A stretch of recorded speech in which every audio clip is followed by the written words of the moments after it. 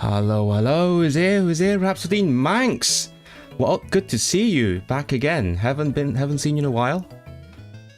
We might just give it a minute or two and we'll go for it. I think this might be the time. People have come if they want to come, or if they want to come, they might come later.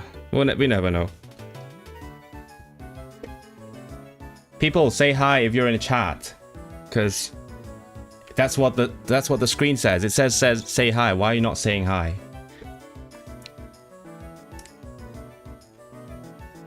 Okay, let's... How are you? Well, let's go for it. We'll talk about this when we go for it, which is around about now. Hello. Who's here? I just see Rhapsody Manx. Finally got notified. Hello, Fredsky. Have you been meaning to get notified for ages, and then that never happened? Hi. Hello there. Get your friends in here.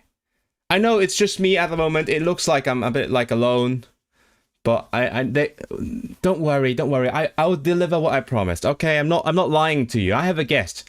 I have a guest for the first time.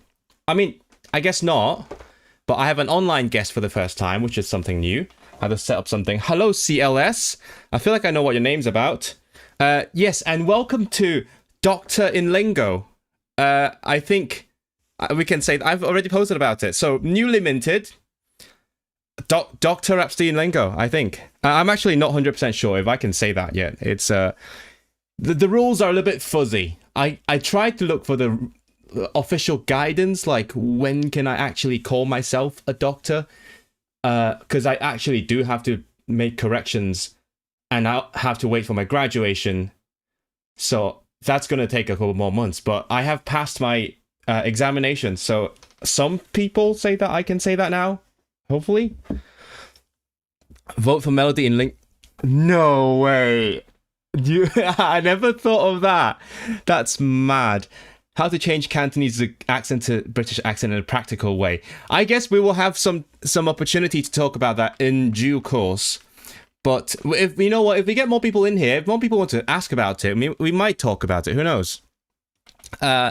So I think if people are here to see her, I feel like now I'm kind of being the bad guy here, just keeping her from you.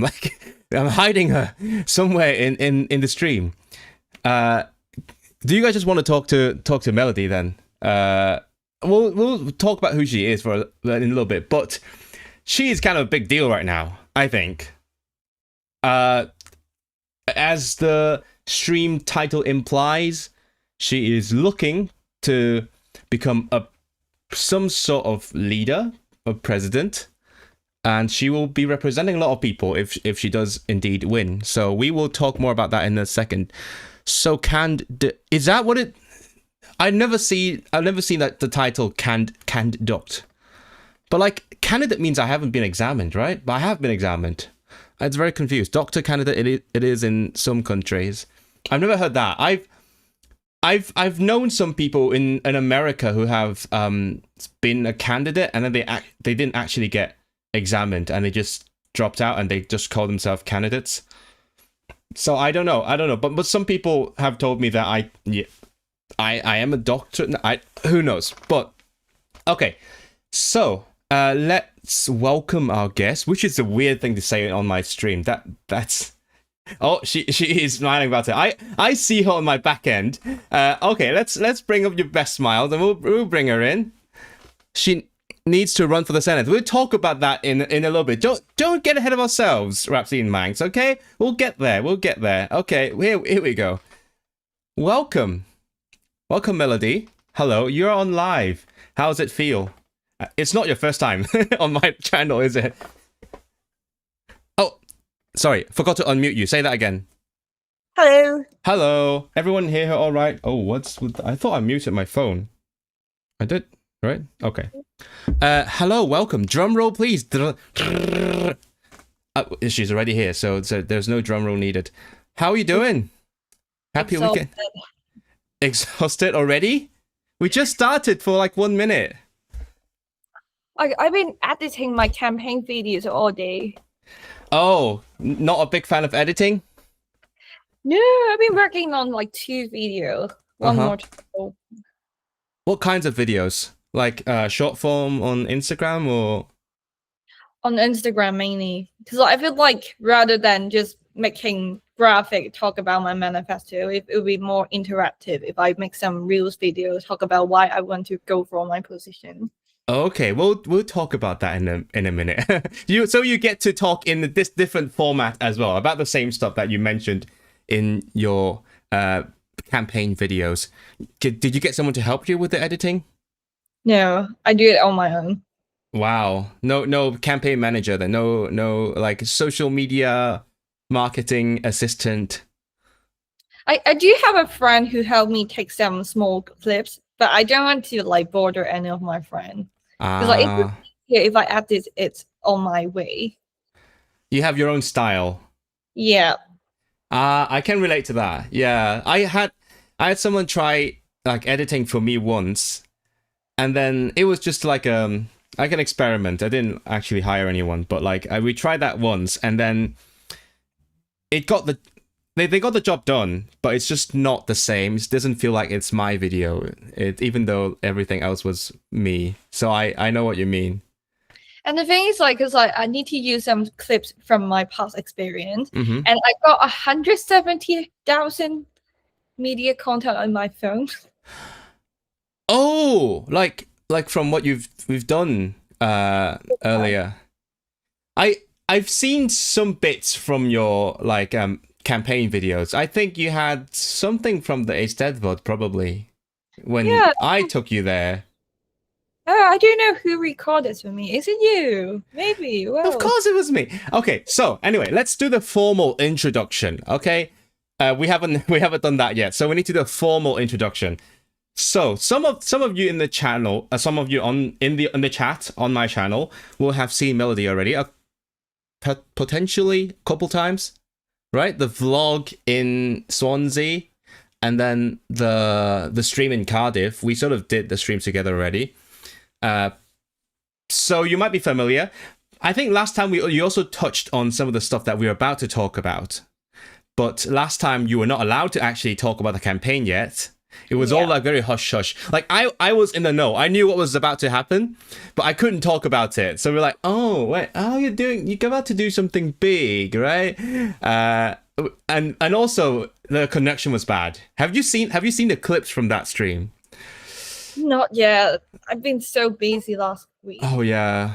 I can tell you it was a pain to edit those. Because the thing is, I'm running for election, but at the same time, I'm still the welfare officer. I got my duty for work. I You got so many campaigns. you're doing two jobs at the same time. Yeah. I mean, it's not unlike the councillors running for MP or something. It's still doing your current job and then you're running for the next one. Yeah. Okay, so let's get the formalities out of the way. Tell me about yourself.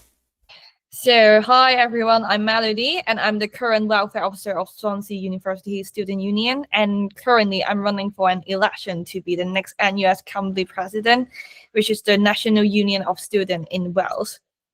Okay, can you tell? We'll get into your background a little bit, but what can you tell me what the NUS is? I have no idea. As someone who's not very active in student politics, tell me about it. What is it? So basically, it's like a union for all the students. They represent all the student union. The thing is, because in UK, all the student union are restricted by charity law, so they can't lead on any policy advocate. But NUS is a company, private company legislation, so they're Oh, allowed to. Yeah. okay.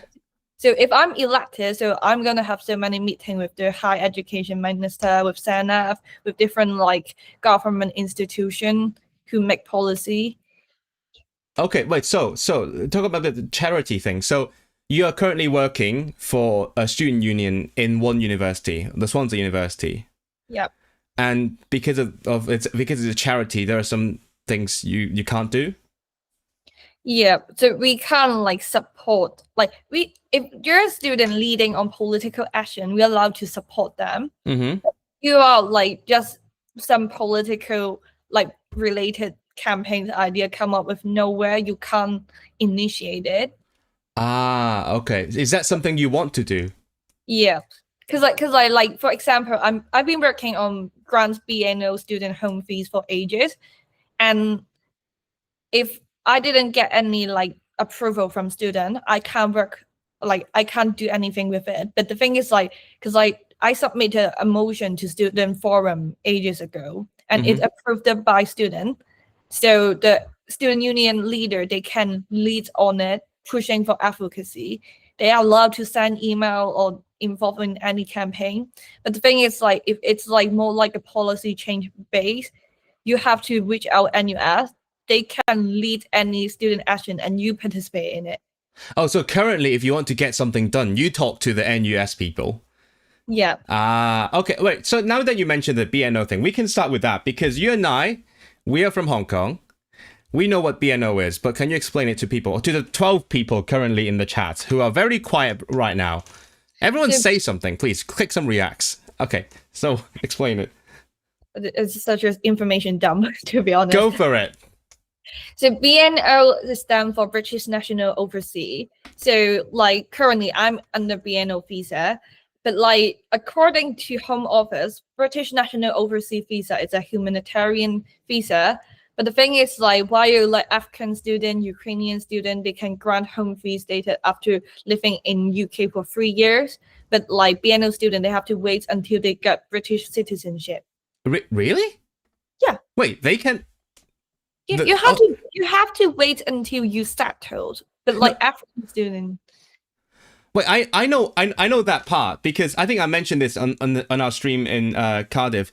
I tried to get home fees because, long story short, there is a lot of confusion as to what nationality and citizen mean in Britain.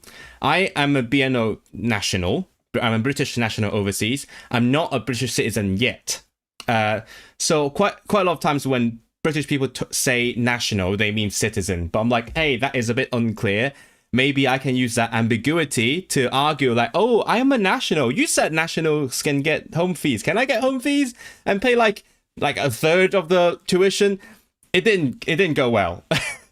But that's why I know about this. But I didn't know like people from other places, when they come here, they can get home fees.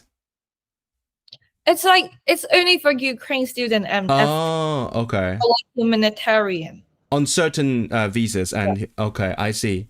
Right, so you've been advocating for that as like within university or in what capacity? I work on it like as student union representative and personally as well. Because like last year I went to United Nations, submitted a report to what is it called, ICE, like something economic, social justice, something like committee like that. ICE, like ICE. I forgot the full name. I'm really bad at memorizing the name, but okay, like yeah. So end up like they did like put in the report said that like it seems like a systematic like discrimination. It's unfair. It set up a barrier for young adults and teenager access to higher education. But no changes after that. Yeah, I mean, I don't think the UN can do much about your home fees, but. Did you say you went to the UN? Yep. How did that happen? Basically, I just wrote a report and then I collaborate with some other organizations so as a representative to present that report. Oh, wait. So where was it? I'm extremely intrigued now. I don't know. I didn't know that happened. Where was it? Where did you go? Geneva. You went to Geneva to present. Yeah. Last year, February. Holy crap! Wow, that's cool. And then what did they say to that? Yeah, they cool. Just really, they think it's fair. It's like a fair argument, and it's to make some change. But then, because like what happened over this year is like I've been communicating with NUS. We did like do like a email campaign on behalf of NUS, like urging for changes, because like there is like a debate in the parliament about like the white paper things. Which one? Which debate? Sorry. It's around like September time. It's about the white paper, like whether you change the settlement requirement for BNO visa or not, and then we try to combine two campaigns together. Oh, the requirements for settlement, the ones that I'm talking about all the time, right? That's my area, the settlement thing. And I've been like in touch with like Torsten Bell, like he's the Labour MP representing Swansea, and he said that he's been like communicating with Home Office all the time, and our NUS like do be in touch with the Higher Education Minister all the time. But the thing is, like now is the Senedd election, so nothing much I can do right now. We have to wait until the next government. Oh, they're busy. Yeah, because the thing is, like, if you need to make a policy change, you have to make it at least like half year time. Yeah. Like a few months left for the next election. Oh, wait. So you've been trying to get Senedd to do something about the fees? Yeah. Oh, okay. Let's look at chat. Hello, people in chat. It's funny because normally it's just me talking to chat. So I just read it as I speak and then I respond to it. But now I've got someone else to talk to, so it's like three people in a conversation. Hello, Stephen Wong from Hong Kong. Hello, Rachel. You're living in Cardiff? Do we live in Cardiff? No. No. If we did, we would be doing this in person right now. Yeah. Yeah, but we live very far apart. BNO visa people don't get home fees except if you're in Scotland. If you live in Scotland for over 3 years. Yeah, so the rule is, I don't know about Scotland, to be honest, but like in England anyway, I won't say like UK in general, but over here, you need to be a citizen and then you need to have lived for 3 years without being in full-time education. So let's say if you came here as a student and then you live for 3 years, you still don't get home fee. The last time I checked. Melody might know more than I do, at least about the situation in Wales. But that's how I understood it. I think I looked into this when I was starting my master's. Scotland Parliament is default already. They have more authority.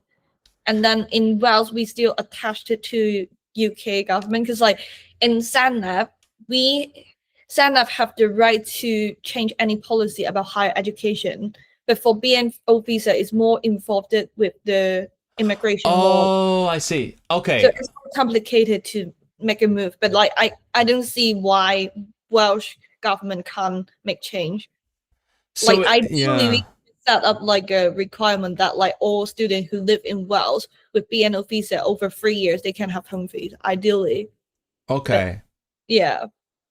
Right. Okay, so it's kind of like the issue is between the two fields because the Senedd can do things about education, but then when you talk about nationality and citizenship, it feels like it's more an immigration thing. Yeah. I didn't know that the Scottish Parliament has more powers. I studied that for my life in the UK test. It makes no sense because like in Scotland, you already grant home fee after like 3 years, and it's set up like a barrier. It's like a discriminate like systematically. Sorry, I need to do this. At the end, you should just standardize the requirement. Make no sense that only in Scotland you can get home fee. Yeah. I need to ask people in Scotland. I don't know anyone who has to go. Yeah. Anyone in the chat room is from Scotland? More importantly, who here is in Wales? That's interested in Welsh issues. Let's say because I'm the second type. I'm doing this mainly because I know I have an established audience who are interested in anything like Welsh issues related kind of stuff. That's why I'm like, might as well give this a go. Have the parties said anything about BNOs? I've been in touch with them. Oh, I think VIP, like, she knows them. It's a quite new topic for them. Yeah, I'm sure. Yeah, because like Plain Cambly, they more focus on Cambly politics. Yeah. They more focus on some like local welfare area. So it's like a my shot for them, to be honest. And I think I terrified the Higher Education Minister.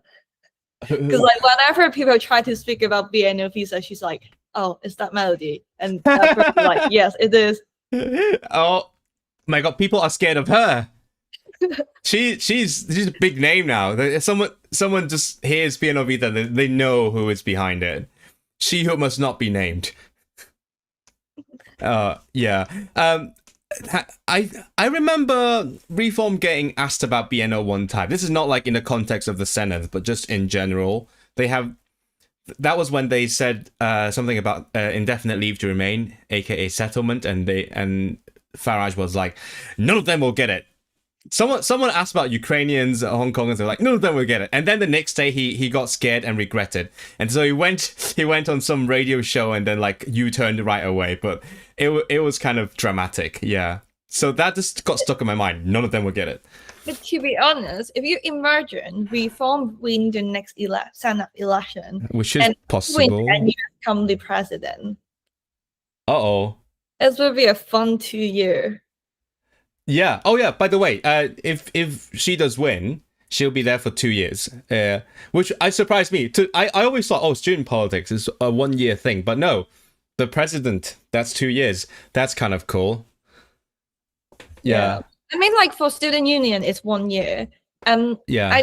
I think different student union have different like rules. Like in Swansea Uni, we can do maximum 2 year full-time position. So. But the thing is, like, that's election and NUS election is crap together, so I have to choose. For a 2 years position. Okay, right. So you went for the 2 years one. Yeah, because like I've already done women's officer years before, so I'm already in student union like structure for like 2 years already. So you've had plenty of experience with all the student. So okay. We'll get to that in a bit because I want to see what chat is saying.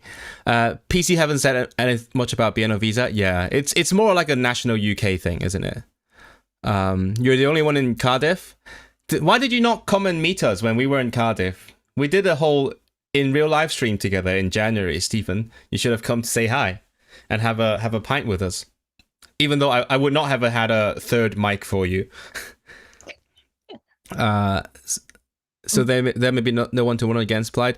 I will say what I know about the Senedd election because it's not what the stream is about. But I do know that Plaid have fielded candidates like years ahead. They were planning for this like way before last summer. So they already had all the candidates back then, whereas everyone else is just choosing now, or they're fielding their candidates quite relatively late. We need to fucking work. Yeah, we need to fucking work. I don't know what that's. Oh, you mean that right? When you're responding to why you didn't come say hi. Yeah, we ended up in Wetherspoons that evening around like 6 or 7 ish. Yeah. So you said you're a welfare officer now. What else have you done before in terms of student politics or activism or whatever? That's a long story because I've been an activist for 7 years now. Yeah, since I was 16. Since you were 16? Yeah. So when I was underage. 16, like everyone knows what's happened in 2019. I'm not gonna go deep into that. So social movement happened in Hong Kong. And then I set up my own district.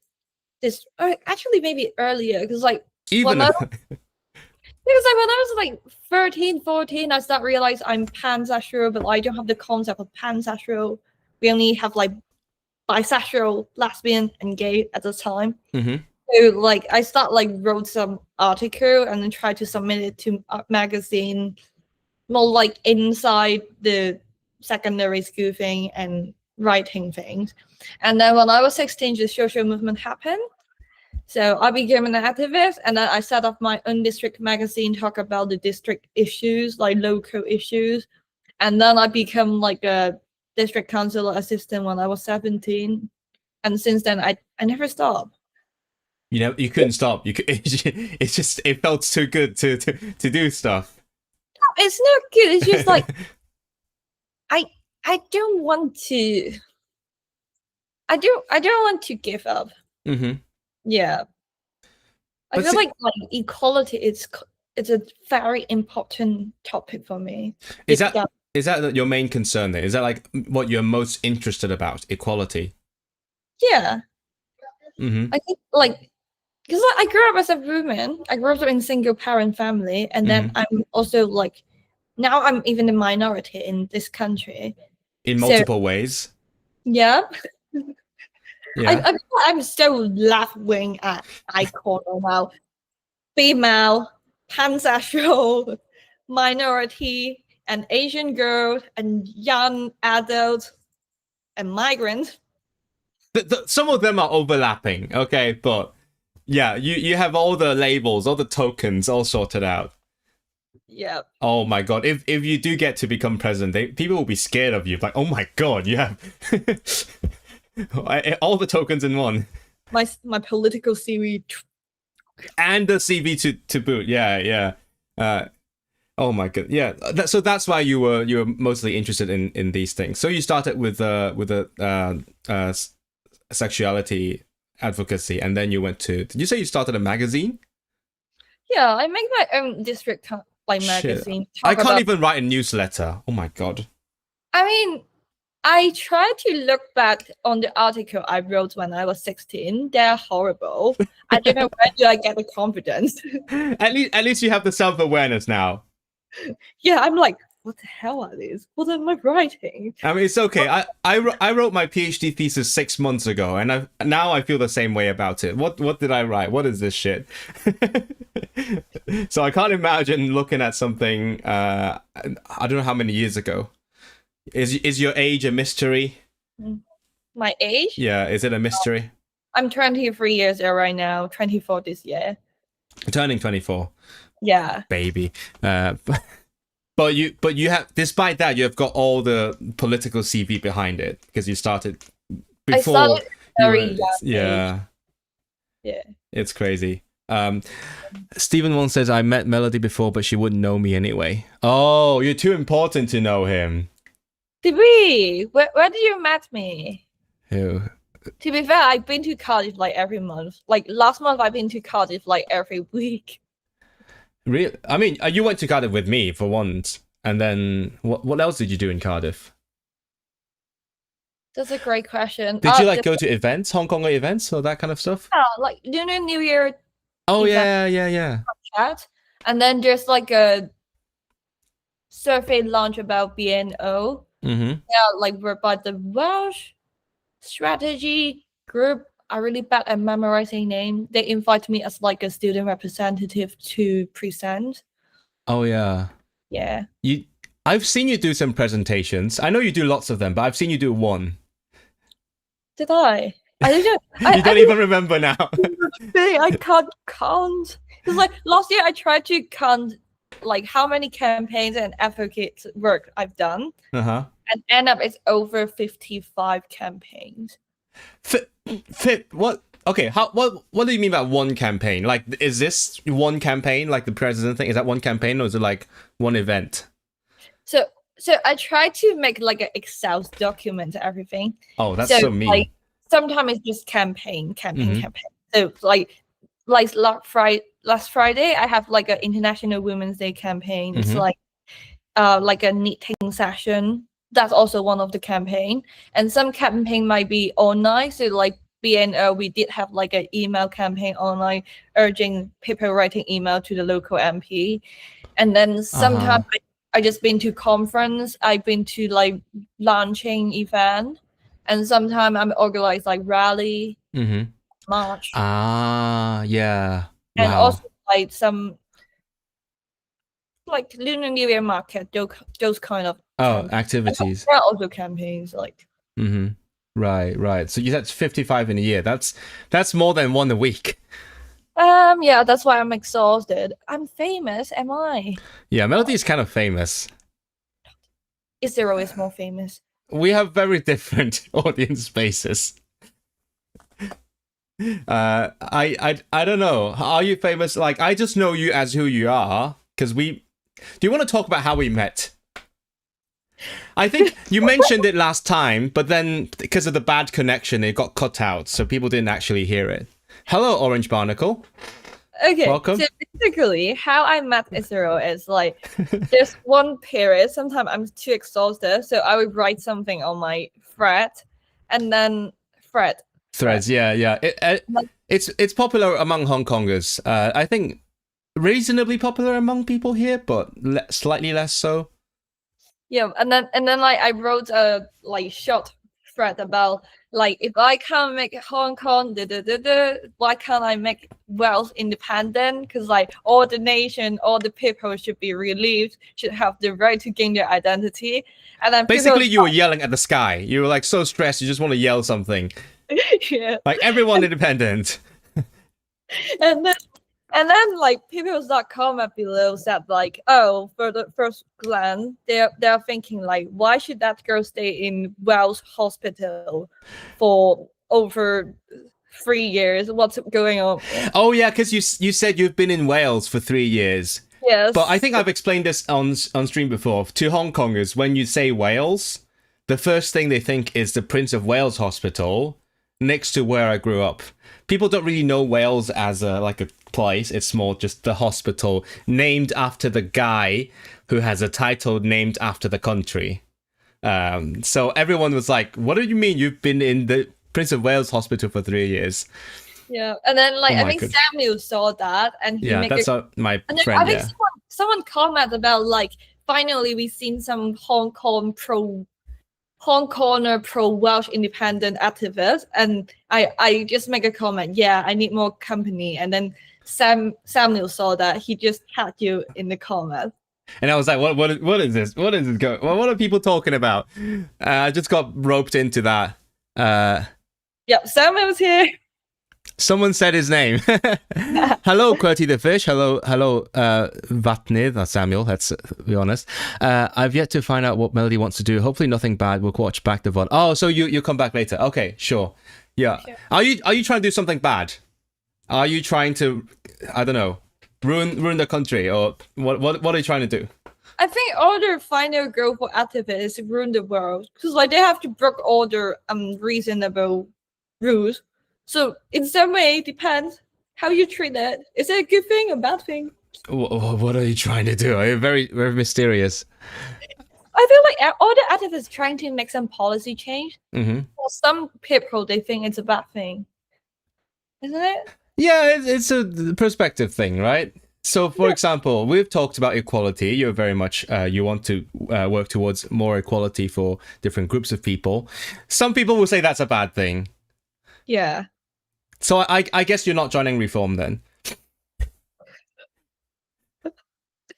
I do think I'm qualified enough to join Reform. I do know Hong Kong people who have joined Reform. And also Rhapsody and Manx keeps banging on about that. The councillor, right? Yeah. Hong Kong councillor closer to UK country councillors or MPs? County councillors.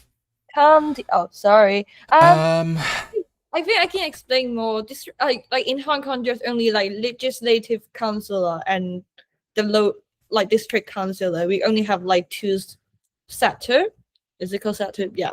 And like for district councillor, it's more like in charge of the policy change in local area. Mm-hmm. I think it's in between. They have more power than the councillors in UK, but they have less power than the MPs. Okay, right. It's hard to draw direct comparisons because it's different from country to country, like what each level of government can do and cannot do. So you can't really say it's like this or that. But the thing is, what was I trying to say? Yeah, they are elected quite differently.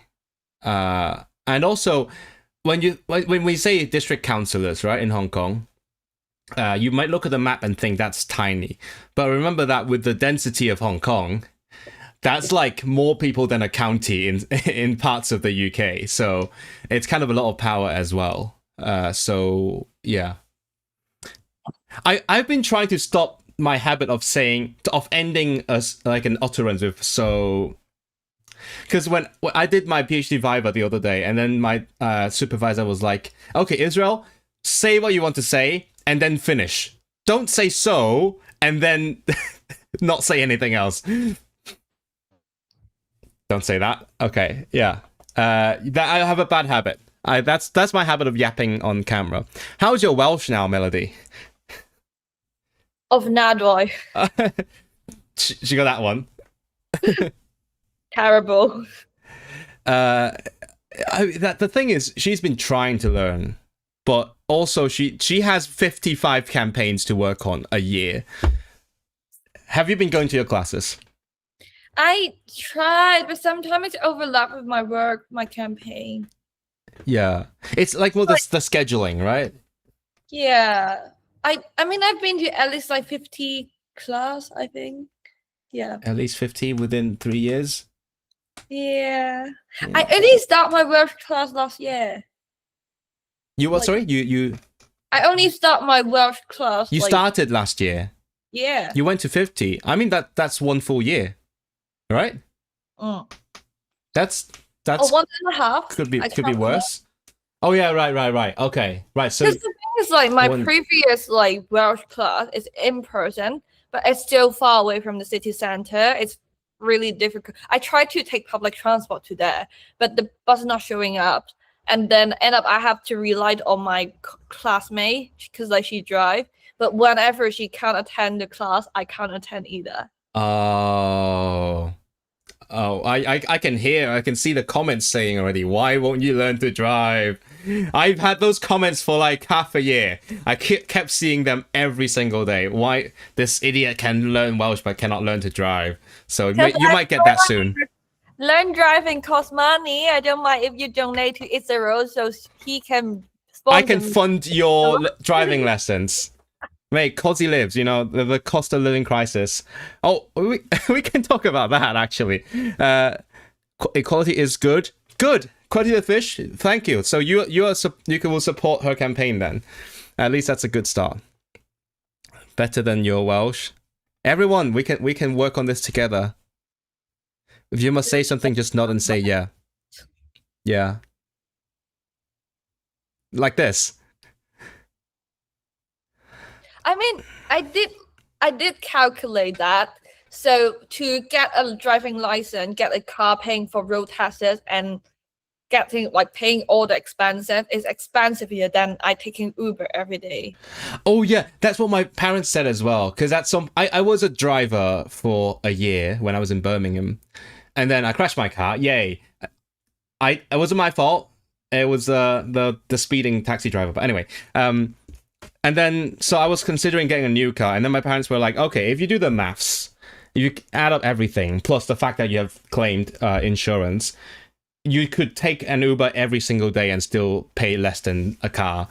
Yeah, I literally calculate that if I'm taking Uber every day for £20, it's still like cheaper than getting a car.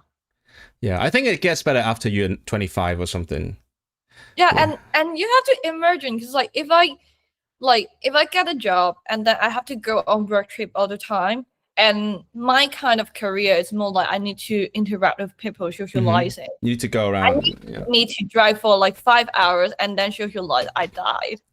Nope. So you'd rather take the train, get relaxed a little bit, and then that's how I see it as well. And I could like do some work on train or take a nap. Yeah, it's so much better. It's you can't focus for that long. Focus on driving and then work with people. But it's, to each their own, different lifestyles, right? I'd rather go slower and more in a more relaxed way. Coity the Fish says, I wasn't very involved in the NUS when I was in uni. Do you represent a party, Young Wing? Tell me about it. Are you in any party? No, I'm not currently. Because like, I think I haven't decided yet. Because like, ideally, I would be. Can I say that? If I like got elected as NUS company president. I don't know. Can you say that? I mean, that's my life plan. Why not? It's like if I got elected, I would try to be neutral because like I want my final step is I want to be a member of Senedd.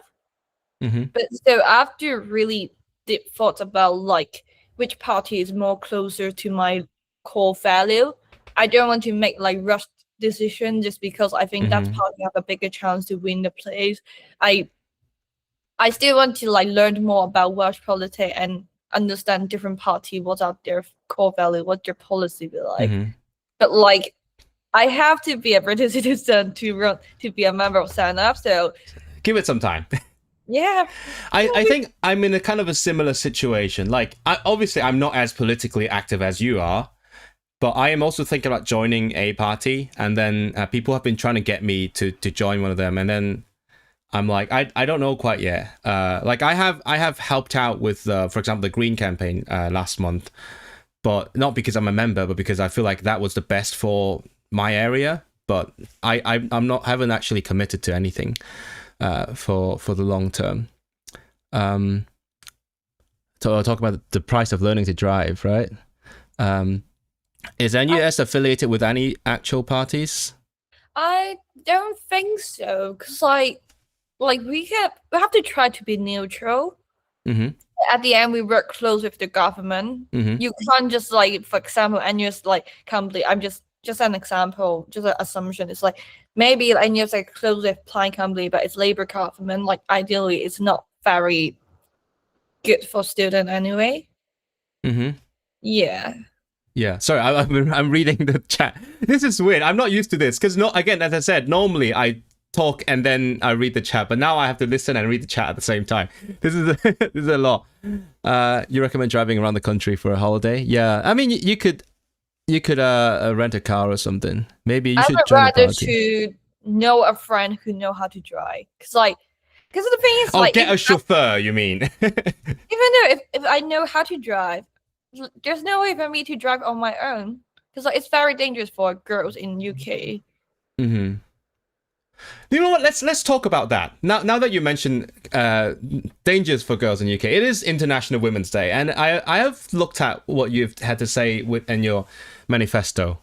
So, yeah, let's talk about that. Like, what do you think, as a woman and also a sexual minority, what do you think is the greatest danger facing these groups at the moment as students? So when I wrote my manifesto, surprisingly, nighttime safety is the priority concern for most of the student union, even in Bangor. Even in Bangor, okay. Because Bangor is really small places, and when I get there 2 times, I think it's quite safe, but end up it's not. So. In Swansea, because the street I live in next to it's quite dangerous. At October, there's 2 people being stabbed and nearly died. You didn't tell me that. I was there for a bit. You could have told me. That's fine. Because you have a border. Because I live on this street. It's quite safe, but that street is dangerous. That street is dangerous. Okay, so just don't go one street over. Yeah, it's just like yesterday, I've been to my friend's place for dinner, and then he walked me back, and he's a very tall and strong boy, and he noticed that he saw at least 3 men try to glance me, smile at me, and then there's even 2 men. Because my friend was behind me by the corner. They didn't see him at first, and then they smile and then glance me and then try to take a step forward until they saw my friend. They stopped. Oh yeah. I mean, obviously, I haven't had that experience, but I've heard a lot about it, and it's kind of what I don't understand why people do that. Yeah. So but you're in a big city. You're in Swansea. I think Swansea is one of the safer city in. You think so? According to our research. Okay. It's more dangerous when I was in London, because I stayed in London for 2 summers, and someone tried to attack me, followed me home, yelled at me, or literally see gangsters try to break someone's shop. I tried to get a kebab for dinner, and then some gangster just walk out and say, "Don't go there," and I pretend I don't speak English. Yeah. Does that help? Does it help? Don't talk to me. I don't speak English. I don't understand. I don't know. You what? So you said when you were putting together the manifesto, you heard that people even in Bangor were quite concerned. So how did you hear about it? Did you talk to students across the country? I just reached out at Hwyl Student Union. I asked so here's my draft manifesto, but I want to know more about your priority before I submitted it. Oh, so you spoke to the different student unions. Yeah. Ah, okay. Because like in Swansea, it's also a big issue. Because like when around like October, November time, the daytime is quite short by then. So we got a few emails talk about the concern about the nighttime safety, and I do organize. I reclaim the night. We got around like 20-ish, 30 student attending. And funny thing is, I'm having a march for nighttime safety, and then nearly to the end, I'm having my little speech. Someone come harass me. Fucking hell. That's ironic. I've been harassed in an anti-harassing march. Maybe that's the point. They try to shut you down that way. Oh my goodness. He just came over and said something like "fuck the god." What? Fuck. What, God? Or what? 100% either drunk or a junkie. Yeah, obviously. Yeah. But that's scary, you know, because like he literally grabbed my microphone and then, yeah. I have no words. Let's look at chat. I honestly, I never understand people like that, but I know they are a genuine problem to that you face every day. So people talking about who to vote for. Oh, Jackie is a Lib Dem member. Vote for who you want. Don't play the tactical votes game. I mean, without going off on a tangent, I think that was what happened in the last by-election, because people thinking too much in terms of tactical vote, and then it got a bit messy, and people used that as their main argument. The valleys overall are not great for women's safety. There's a lot of sexism, misogyny, and male entitlement to women when it isn't their business. Do you agree? Have you been to the valleys a lot, or? Not much, but misogyny is one of the big campaigns of NUS. Because like in NUS, you have like a liberation president, something like that, and they try to organize some campaign putting misogyny as one of the hate crime. Yeah, I mean, it is. Is it not hate crime? It is, right? It's not currently, no. Oh, okay. Like hate crime is only like targeting the racial. Really? Yeah, but the thing is, like, I'm double labeled as women. No, we have established you have multiple, many labels. You're all the minorities. I'm all in one. Any disabilities to declare? Mental health, does it count? Yeah. Developmental. I don't know. A lot of my friends voted reform for the TikToks. What the fuck? I wish I was doing it again. Thankfully, I don't know. I don't think Rupert Lowe's party will have any traction. Oh, thank God. Try a free course on Open University. Oh, I mean, I also I got my student card rejected for the first time. Oh wait, because my card is officially not a student card anymore. Anyway, oh yeah, by the way, I want to say earlier when you said you couldn't go to the Welsh class, I was like, that's why I do it online. But still, I don't have the choice. Half-baked, and then like sometimes I do have evening campaigns. Yeah, so you could go either way. It's not just about transportation. Yeah. So if you do become president, what do you plan to do about women's safety then? I mean, organize more reclaimed night marches. I think like mainly we should be more supportive to student liberation campaigns anyway, because like it will be more impactful. We can standardize all the campaigns, make more like voice, be more vocal, and then we have to like communicate more with the police or the, because like that's like the thing, because like police is also not under Senedd authority. Oh yeah. Police have meeting with the police.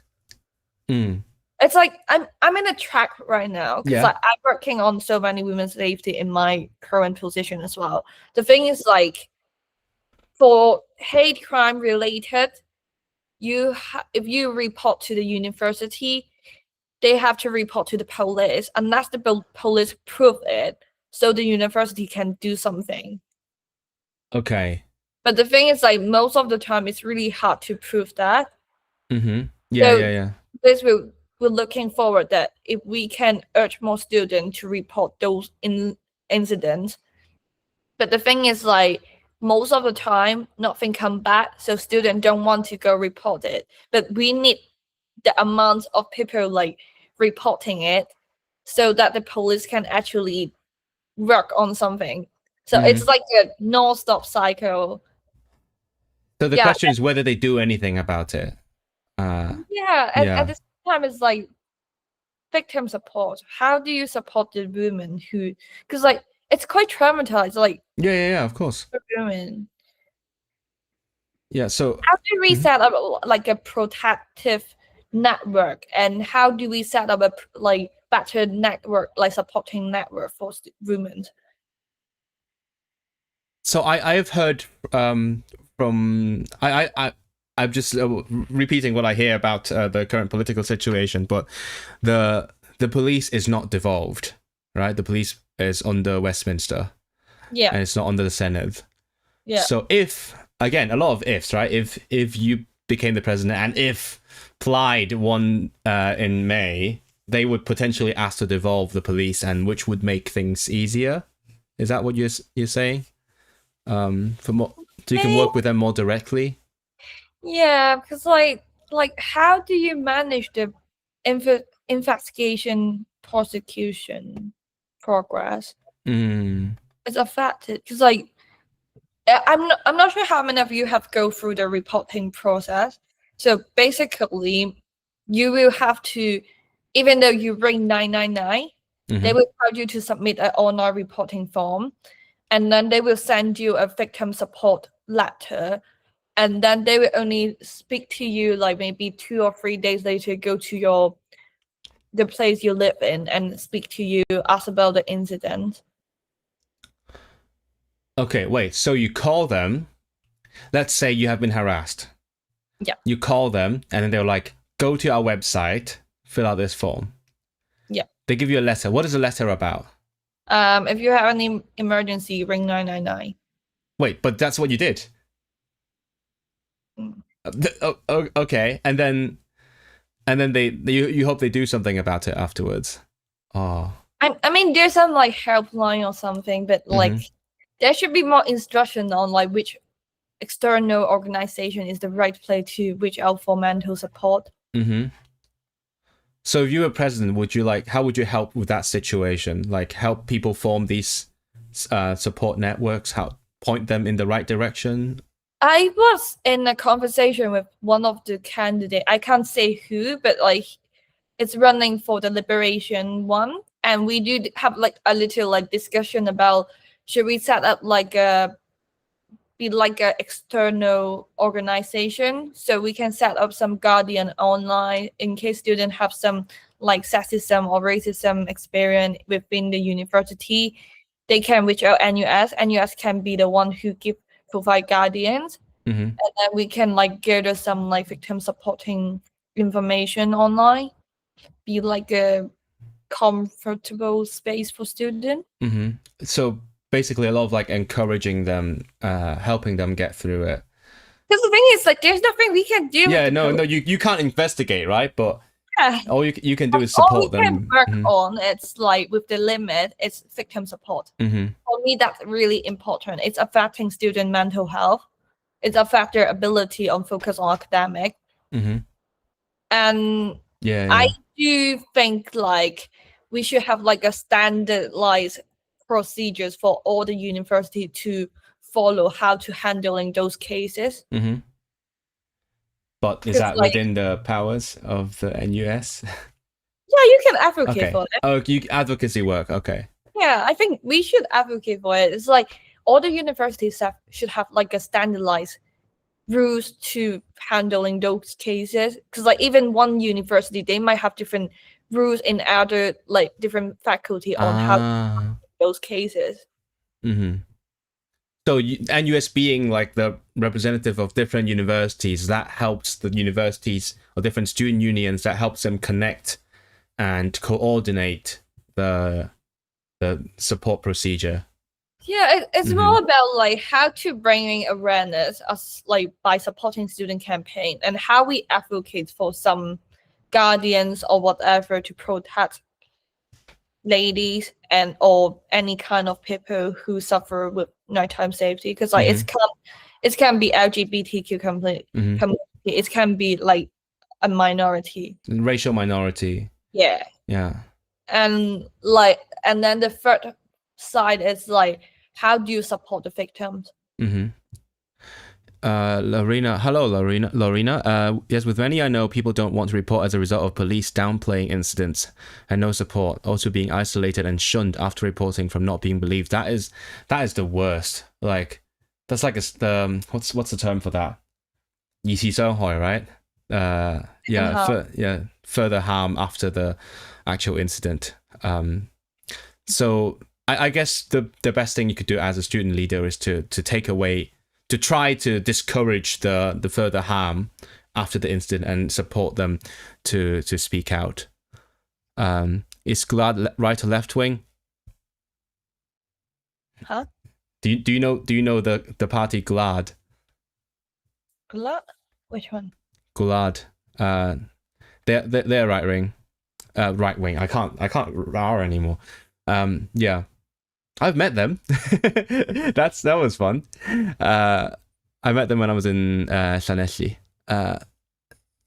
Is there value in lobbying for infrastructure improvements like street lighting and CCTV? This is your proper hustings now. Someone suggested something. What do you think? Can you advocate for better infrastructure for safety? In Swansea, the police currently have a street safety campaign. They do have like a QR code. If you feel any streets are unsafe, you can submit it and said that, can we have more lighting? Can we have more CCTV? But I don't know. Do they actually change anything? Because like, I think like for previous year, like 3 years before me, the welfare officer, she advocated for more lighting in the park behind Singleton campus, and now it's successful. Okay. Yeah. So I think you didn't mention before you were welfare officer, you were also working in the SU, right? No, before I'm the welfare officer, I'm in part-time position. I'm the women's officer. Women's officer, and then welfare officer full-time, and then now you're running for the national union. Yeah, that's a lot of different positions and different issues. So what you talked about the campaign run by the police in Swansea. So like, as the person that is supposed to help, like, do you feel safer with that QR code campaign? Does that make you feel safer? Not much. I just get used to it. Yeah. So it's more. The main thing make me safer is like, I live in Swansea longer now, so I know the street so well. I know which street might be more dangerous. So then I can like, so just like if I have to go to my friend's place for dinner, and I have to go through that dangerous street, so I would say like, okay, later when I go home, can you walk with me? Yeah, those kind of things. Oh, potentially, like if someone was moving to Swansea for the first time, would it be helpful if you could tell them which places were safer and which weren't, so that they know quickly when to be more careful? I don't know, just came to mind. But it's quite one-off things, then. Yeah, that's true. Yeah, because it's really hard to tell which street is dangerous. So people should. I think in Swansea it's been improving so much. Has it? Like Wine Street, the drinking street, it used to be very dangerous, not much police. But then like my previous welfare officer, they've done a lot of work on it. Now like all the like Wednesday nights, the student night, there will be like a well-being stand, and there will be more police walk over. Yeah. I mean, that's good. It's baby steps, right? Every little thing helps improve the safety. I'm not sure how well centralized top-down systems work. I think things like Ask for Angela are great and are implemented somewhat decentrally. What is Ask for Angela? Are you aware? Ask for Angela is like But I've seen it. It's like if you go to a bar, you think someone tried to spike you, or like you are in an uncomfortable date, you can just go to the bartender, say that I want to see any Oh. help. Oh yeah, I've heard that. Yeah, I've been to a toilet in a pub where there's a poster saying ask for a certain name. But I think like there is a news like last year. It's about some. Is it Norwich? I forgot what city is it, but there's a lawyer tried to use that, and the bartender's like, "What the hell are you talking about?" So in theory it works, but in practice there's need to training. And in Swansea, we do have like a safe zone apps. So if you just like push the button through your phone, the security can like send and then give you a call and check in.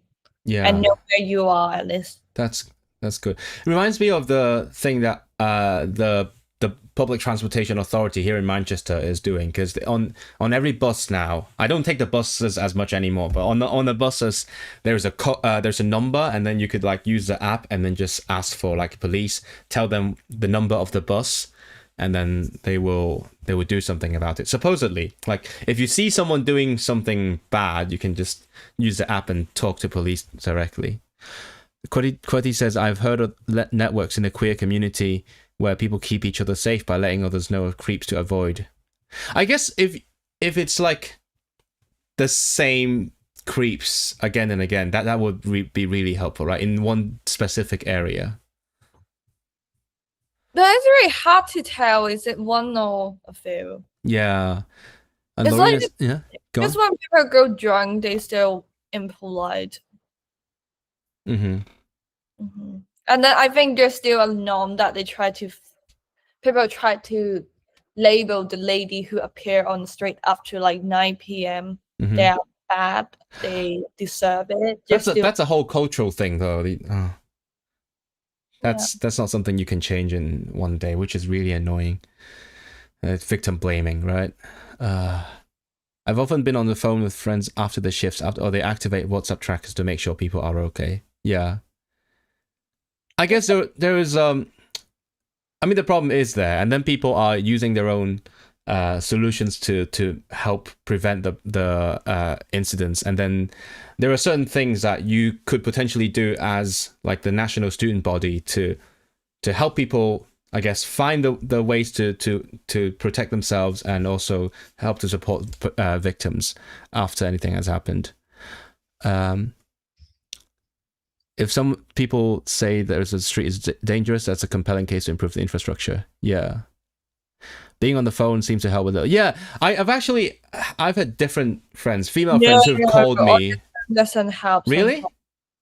I mean, when I try to I'm actually on a phone call one day, and then that guy still try to speak to me. I tell him a few times, sorry, I'm on phone call, and he keep interrupting.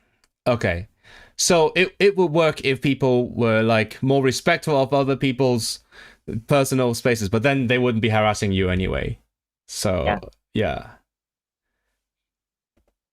Oh well. Unsolved issue. I don't think we can make any real change in a short term. But like what I can do if I'm elected a student like leader, all I can do is try the best to support those students who suffer with it.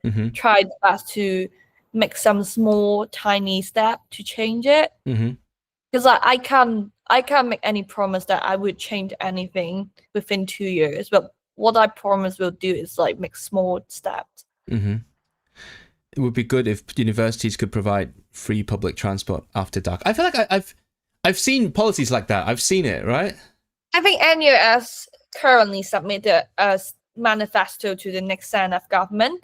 One of their policy is like £1 transport for all students, £1 bus. Yeah, all the time, all students. Yeah. That's really nice. I hope so. Yeah, I hope so. So, but that is a current proposal. So if you become the president, you will continue advocating for that? Yeah, one of my manifesto points continue the current campaigns. Continue the good stuff. Yeah, because I think it's quite important. Like none of the policy can change within I think most of the policy can't really change within 2 years. But Mm-hmm. that's why carry on the previous president work is important. Mm-hmm. You need a continuity because some things really take time, don't they?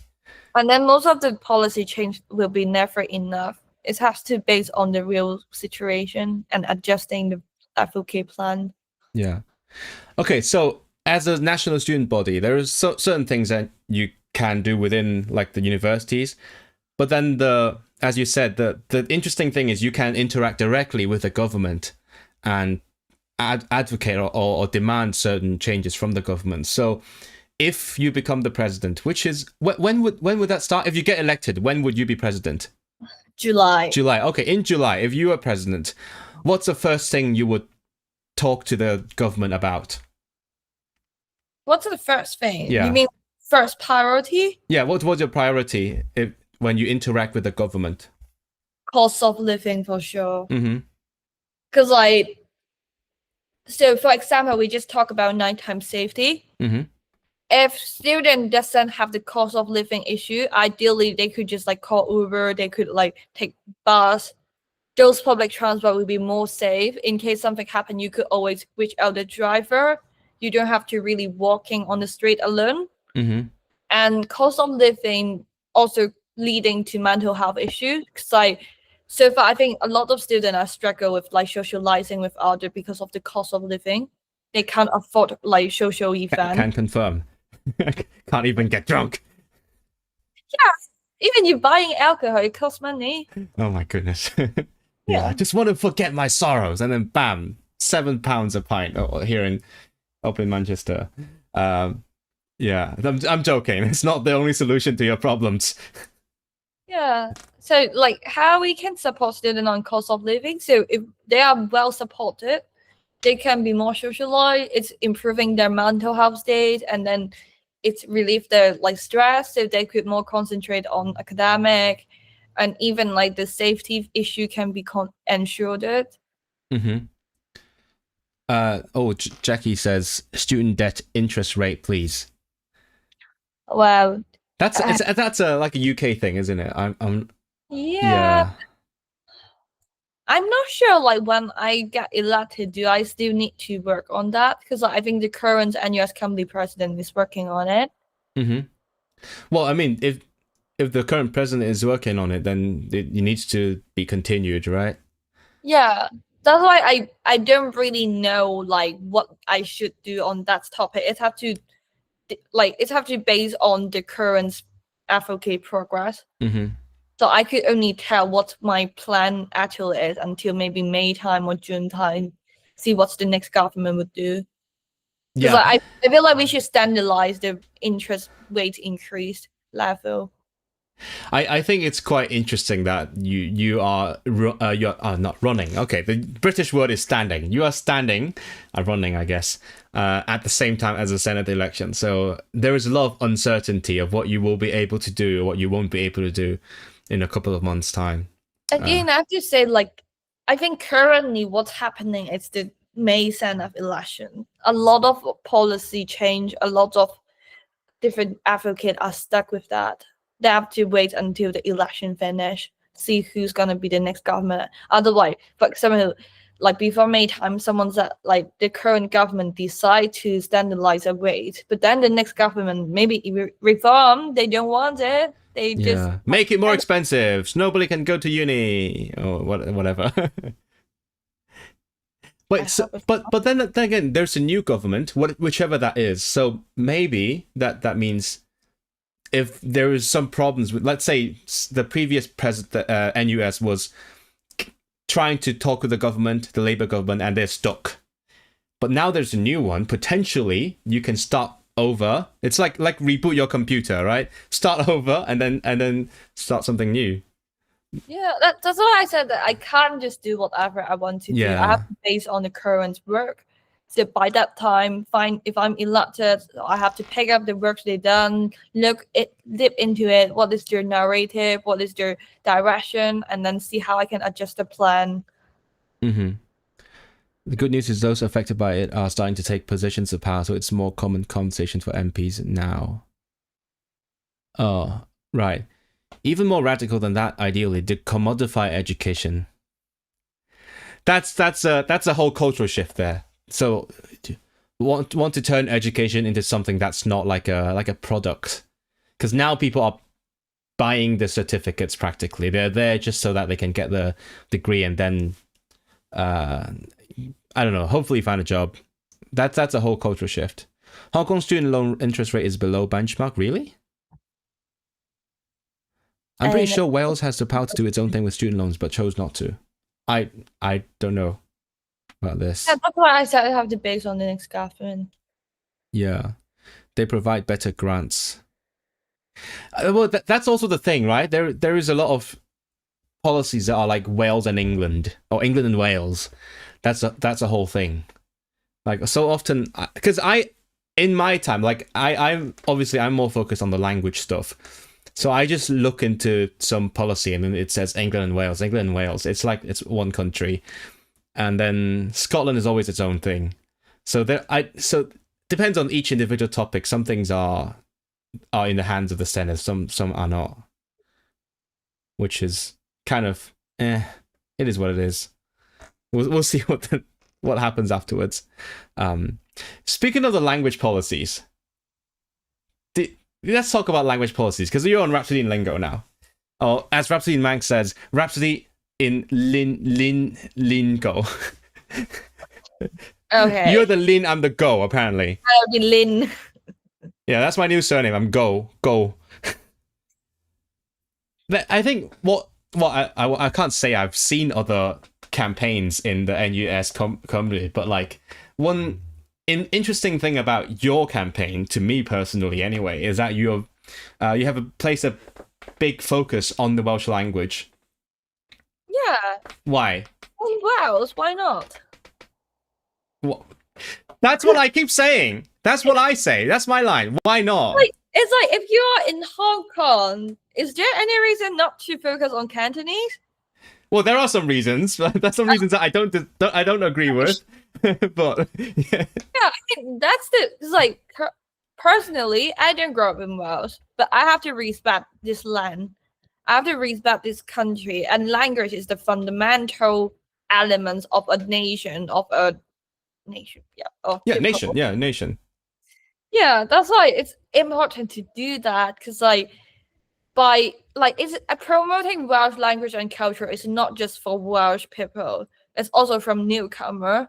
So we can know more about this land sooner. They can feel more comfortable studying here and bringing the awareness. Because just like quoting from Reform, they think we just mess up the whole culture and then stopping people understand, like adapting the culture here. They're not willing to adapt the language here. So like promoting Welsh language, make it more accessible for newcomer to access to the courses. So it's actually aligned with people who want immigrants to assimilate and learn about the local culture. So your policy helps that. Yeah. I feel like my policy will focus on, rather than just Welsh people itself, I want to open up the opportunity to everyone who's interested in the culture, in the language, to access to the education of it.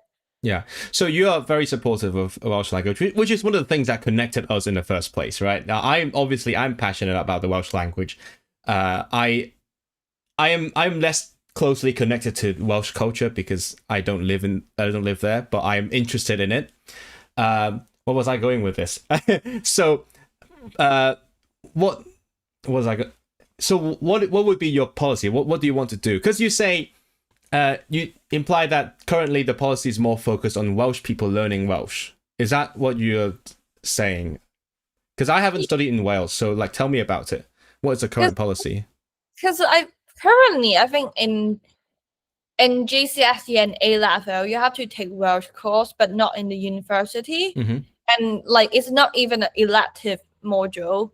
But if you look in Hong Kong or Germany, some of the courses make it a compulsory. Just like when I studied in Hong Kong journalism, we have to take the Chinese courses in Cantonese and in Mandarin as well. We have 2 different courses. Oh, right. Because remind me, where did you study in Hong Kong? I'm doing journalism, media and communication in my degree in Hong Kong. I didn't complete it in Xuyan, like okay. the one. So I have to take English class, Chinese class in Cantonese, and a Mandarin speaking class. Mm-hmm. So like I think I do have a little research of it. In some of the university in German, they require that all the non-native students, they have to pass the German exam before studying there. Before studying. Yeah. Yeah. Okay. And then some of the country, it's like, I think even Japanese, some of the course as well. It's not like a nationwide or standardized thing. It depends on university. Mm-hmm. But if they do have that choice, you can take Welsh, the native language, as an elective. Why can't we do it in Welsh? Right. Is it not offered now? Can you not take Welsh in university? No, when I study in Swansea, I can't. I don't have that choice. Oh, so you had to do it through Dysgu Cymraeg on your own. Yeah. I see. That is interesting. It reminds me of well, I'm thinking about my different universities I've gone to. So in my undergrad, I went to the Chinese University of Hong Kong. So everyone who went to that school, we have lots of different compulsory courses. We had to do Chinese and English. I got exempted from those because I did well in school. Thank you. But then I also had to do English for arts, like specifically English skills for like my area of expertise. And then we had to do other things like general education, and then we had physical education as well, which is kind of a lot. But the point is, everyone who went there had to. Well, not everyone. I think actually, I don't remember the policy now. Maybe only local students had to do those courses. No, I'm pretty sure in Chinese university, some of the students, they have to take Cantonese class. I saw it on the Reels like video. Because I remember back then we had well, we say Jupas, non-Ju. So Jupas would be the students who went to the university through the local school system, and then the students who did not go through the local school system, for example, non-local students or students who are local but they did the international baccalaureate, the IB diploma. They could skip lots of those courses. They could skip Chinese or some certain other ones that we had to do. So maybe it's in a similar situation. Like in Wales, you can't do that in uni.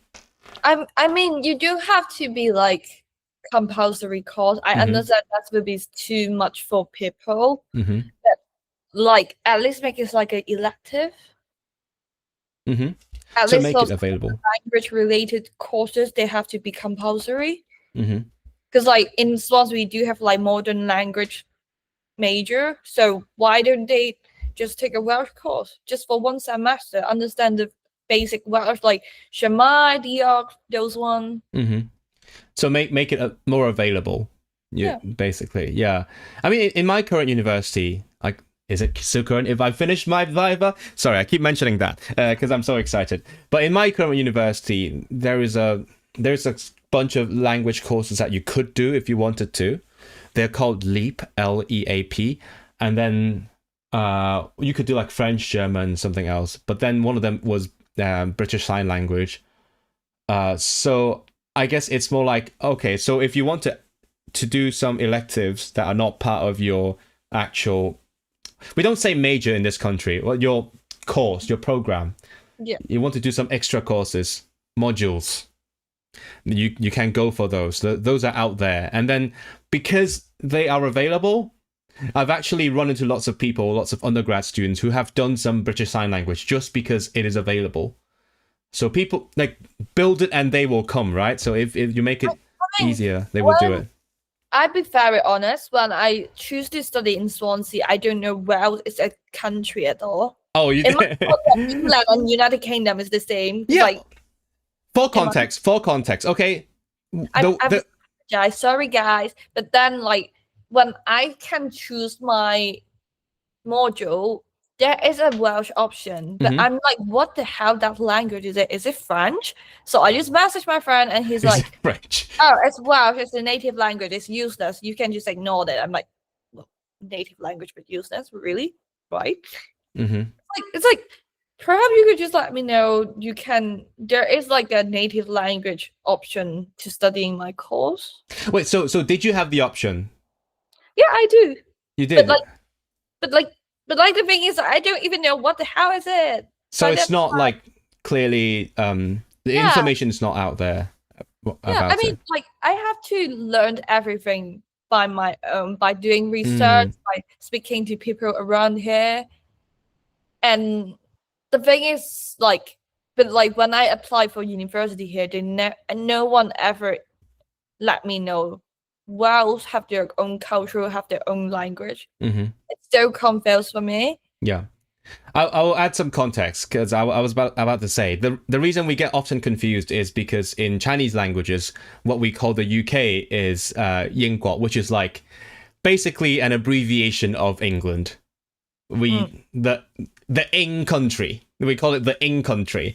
So it is even easier to confuse England with the UK, more so than in other languages, because like in French, for example, you have Angleterre and you have Royaume-Uni. There's separate words like England and UK, but it's very confusing in Chinese languages, and that's why you had to come and then find out for yourself what it means. Let's look at chat, and then I'll ask you something about it. And then I think, like, when I first get there, I found so confused about the road sign because I no one ever told me Welsh have their own language. So I look at the road sign. Do I understand English? And then I realized, oh, it's a different language. Yeah. I agree. Like, because like in my manifesto, I wasn't just focused on the language itself. It's also like a history class or something, just like an introduction session. That will be so much helpful.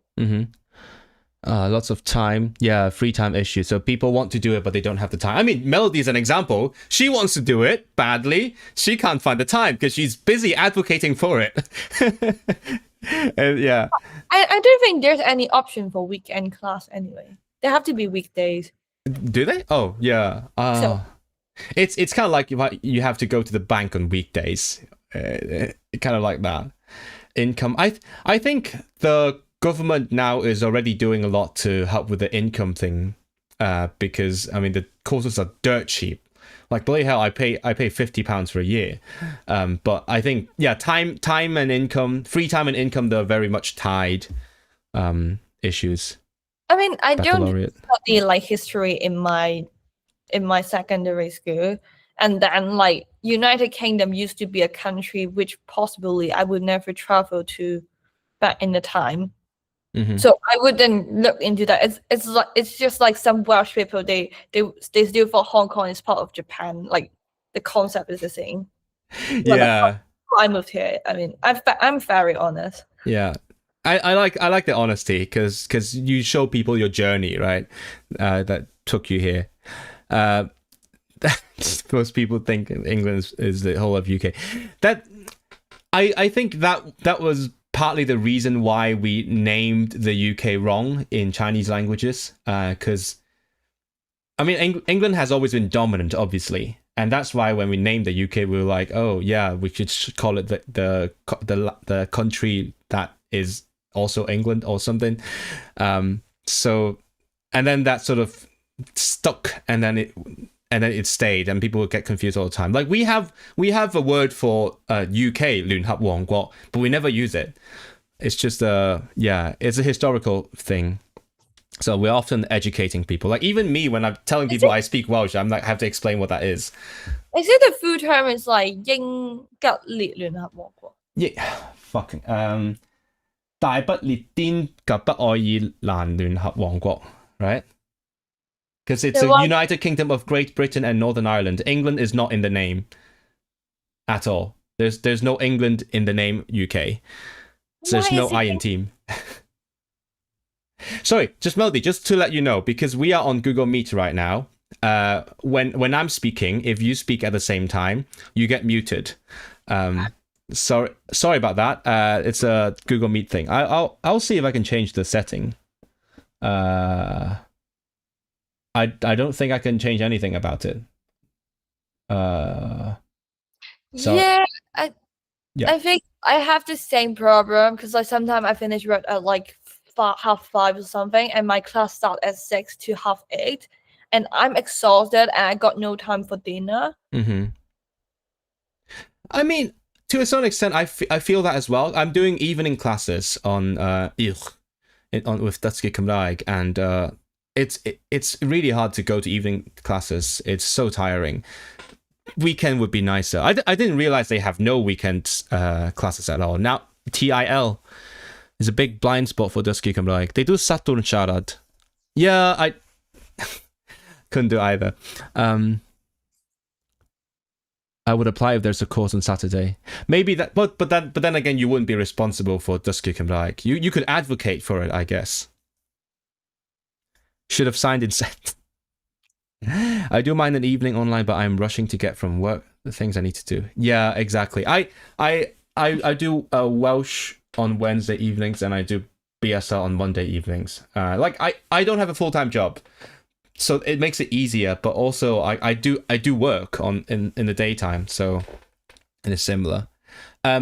So we talked about what the problem is with like the lack of understanding of Welsh language and culture. So if you became the president, what would you change?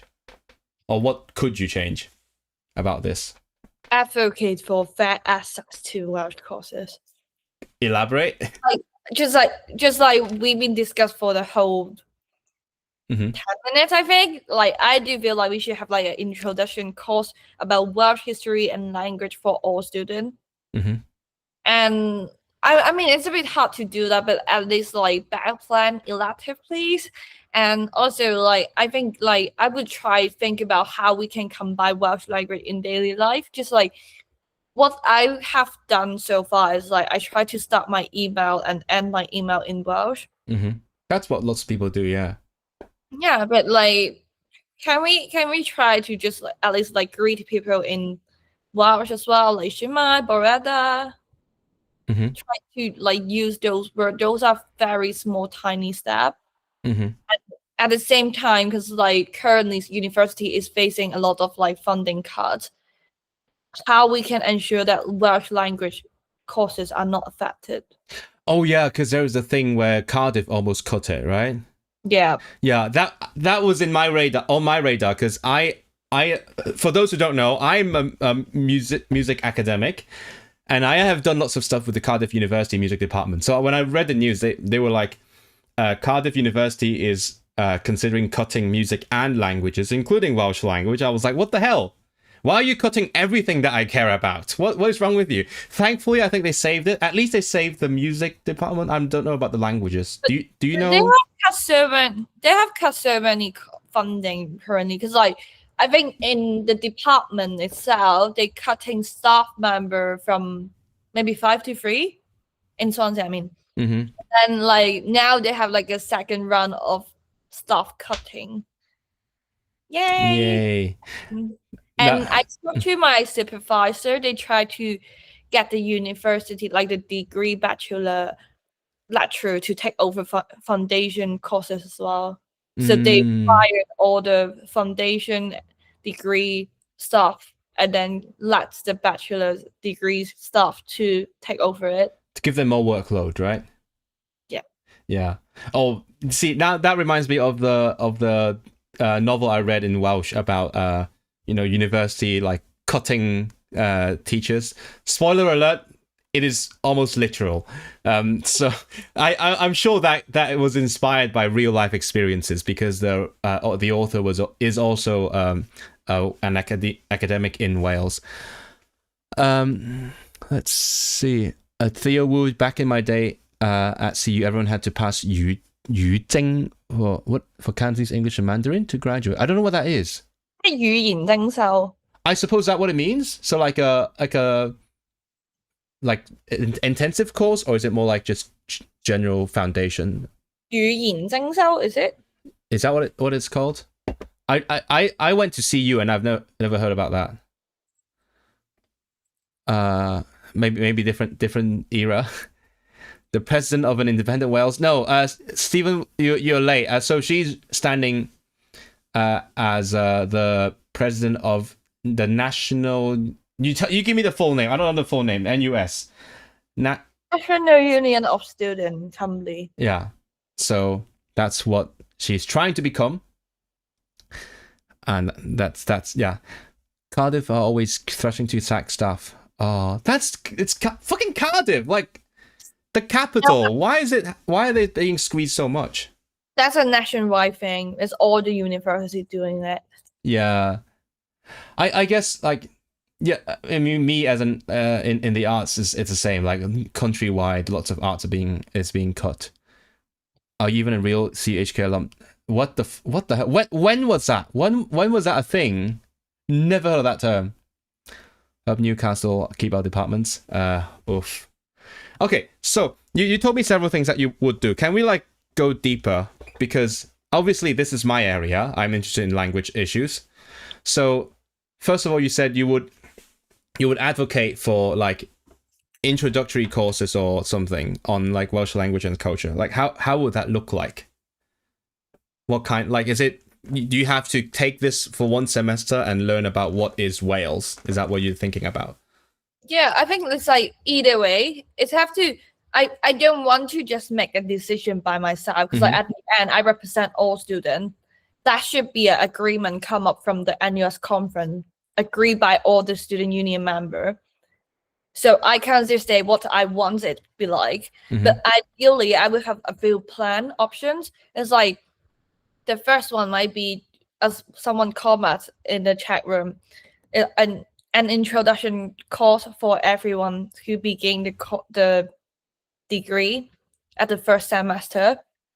An introduction course, talk about what is Welsh history, what is Welsh language, any like basic Welsh like Welsh words. The second choice will be like compulsory courses for everyone who's studying in Welsh. You have to take the course before you graduate. The third choice is elective.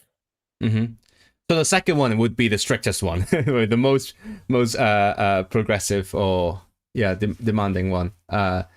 So the third one will be an elective. So it is out there. If you want it, you can have it. Yeah. So which one is your favorite? I like to be more strict. What authoritarian? You just make people do things now. But I don't think that's ideal. Like, I think like if we make it like compulsory for all students, it's a bit too much workload for student as well and lecturer. So we need a transaction for that. Maybe just like start with introduction course, just like one off things, like one courses per years, like one time, or elective, see how it go, and then increasing the level of it. Yeah, I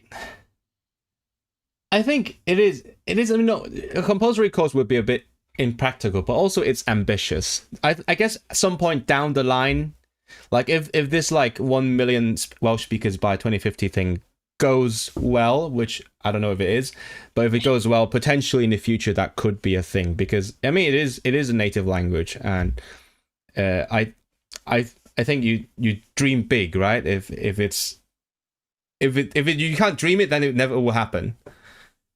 But also I have a suggestion to the potential future president of NUS Cymru, because when I went on exchange in Sweden, I was choosing my courses, right? So they have a lot of, I could do the local courses, but at the same time, most of them are in Swedish. So I could only do some of them. I actually learned Swedish for that, and I had to take an exam to do that. But anyway, so most people can't do those. So they have a collection of specific courses for foreign students, for exchange students. Not even foreign, just anyone who's here for like one semester, 1 year. You can choose between these. These are easier. These are made for you. And one of them was, for example, I did contemporary Scandinavian life or something like that. And I did like Scandinavian Swedish music.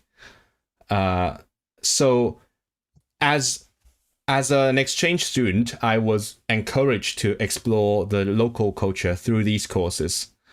So that is my suggestion. Maybe that's something you could consider. So if someone's here only for one semester, you won't be studying properly anyway. You'll be like partying all the time.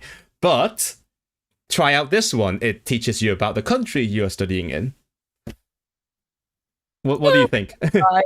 I do agree with that. But like what I said, at the end, I represent all students. Those are the policy I recommended. But before I put it forward, we will need a discussion with all the student union like members. Yeah, of course. You're not a dictator.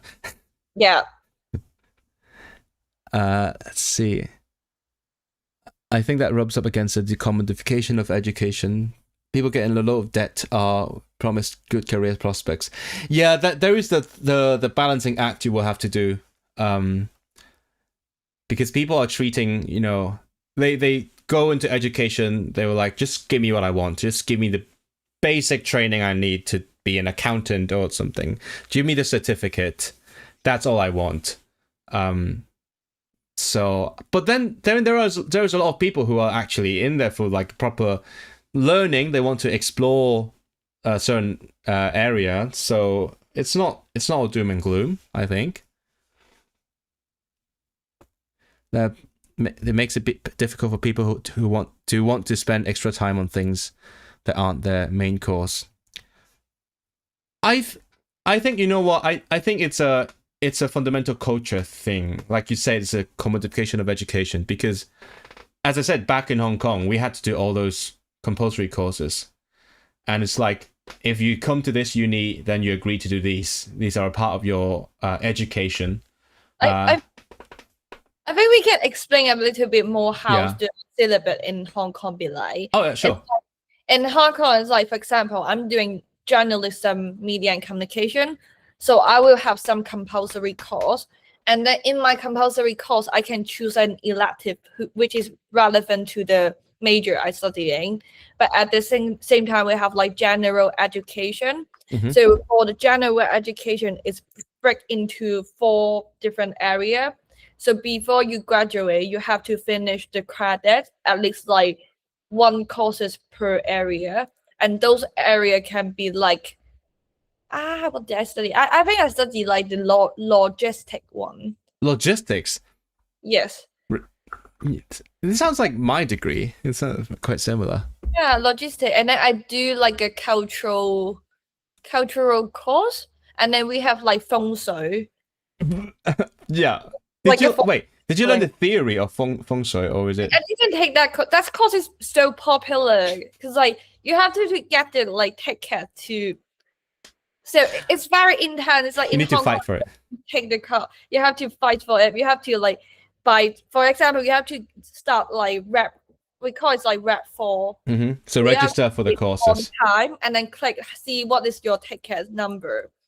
So if you are ticket 1, you are the first round of people who select the module. If you unfortunately get ticket 4, not much choices. So I study logistics and the cultural and struggling self in society. It's interesting that you had tickets. We didn't have that. It was just like log in the system, click the courses you want, and check out as quickly as you can. If you don't get it, you don't get it. Like you have to do 2 rounds. You fight for ticket. Yeah, that's fun. You have to fight for the. It's like Ticketmaster. It was mad. I don't miss those days. I heard about some of my friends like they really want to take some course, so they use like 3 or 4 devices and ask their boyfriend, girlfriend to help, like click it at the same time. I did that as well. And also what we did was we had we would look at like the clock on the Hong Kong Observatory so that we make sure we click register on the very second that I'm allowed to register. And I had all those tricks that I would click like a third of a second earlier just so I get a better chance, or like people would be like, oh, register in this specific building on campus so that you have the closest connection to the servers in that building. It's not like you're buying concert tickets. No, literally. It depends on what you're trying to sign up for, right? I think, for example, we had to do a physical education. So lots of people want to do archery, and you really have to fight for that. I couldn't get it. I got table tennis, which is fine. Sorry, let's look at chat. Theo says, intensive programming, Putonghua, Cantonese, and English. They were web-based, but you have to take the exams. That I've never heard of that. What I did when I was at the Chinese University of Hong Kong was, what I would have had to do was 2 semesters of Chinese and then at the same time English. They were like in-person courses. And then in my second year, I did English for arts. Like they would tell me to use more nouns in my writing, which I did. And then when I went to my master's at Oxford, my supervisor was like, Israel, why are you writing like German? It's not German, it's English. But anyway, that's the stuff that we had to do. I think when I studied in Hong Kong, like half of my essays submit in Chinese, half of my essays submit in English as well. Oh, yeah, it's got the bilingual thing. Yeah. Oh, I have a whole rant about bilingual degrees. It depends on the course you're taking, the module you're taking. Yeah. Ratlin Manx asks you, is it going to be international only or all students? What do you think? Which one? I need to catch up this comment as well. Oh, it's okay. I'll just ask you, and on behalf of him. So if you advocate for a course on like basic Welsh language and culture, would that be all the students or just international students? What do you think? All students, because like even home students, most of them, they're not from Wales. They might be from England or even Northern Ireland. You could say they are international. Some people might say that they are not native. England. I mean, hey, don't ask me tricky question. I'm just saying. No, but the point is, so people who went through school in Wales, they would know some of those things already, right? Not necessary. Okay, tell me. So what do they know? What do they not know that you would like to teach them? Not you teach them, but like you'd like the university. About the language itself, like some basic language, and then I think like that's not my responsibility to design the change plan, because like that has to reveal by some specialists on it. But like as an international student, I will be very curious about why is it bilingual, what are the policy, and then what is that languages, and if I need to say hello, how do I say that? Like a very brief thing. And then like for some of the Welsh language building, how do I pronounce it? A twinny, right? That's a classic. Okay, tell people about a twinny. I know the story, but you tell. So basically a twinny is the building in Bay Campus. It's also the student union office. And then still so many times when we have meeting, we said like we can have event in like some part-time office. They were like, we 20, they don't know how to pronounce it. And then like in Singleton campus, there's also some building. They are in Welsh as well. And then when I was studying, I don't know how to pronounce it. So like people would just say like, how do we get to that coding building? Stuff like that. Oh, so like the building that's like a gibberish or keyboard smash, like, and then that's the Welsh, right? That's what people say about the language. Sorry, I'm too used to that now. All the jokes about the Welsh language. I've had all of those under my videos. That's why at least like most possible, at least you're teaching these people how to pronounce the building in campus properly. I think I do agree. That would be like at least that should be like an orientation thing, right? Welcome to Swansea University. This is how you say the name of the building. That would be very helpful as a basic thing. I'm imagining like international students in the Chinese University of Hong Kong seeing because like our buildings are named after donors, right? The donors have Cantonese names. So even they might have trouble pronouncing those names. So maybe it's just kind of the same thing. Not gonna lie. I think they're talking about university tuition. So the fact that people have to pay for university, that makes them see university as a product, and that makes them want to spend less time doing things that they are not paying for. That is a true problem, but that's like beyond Melody now, beyond the NUS. That's like a Westminster thing.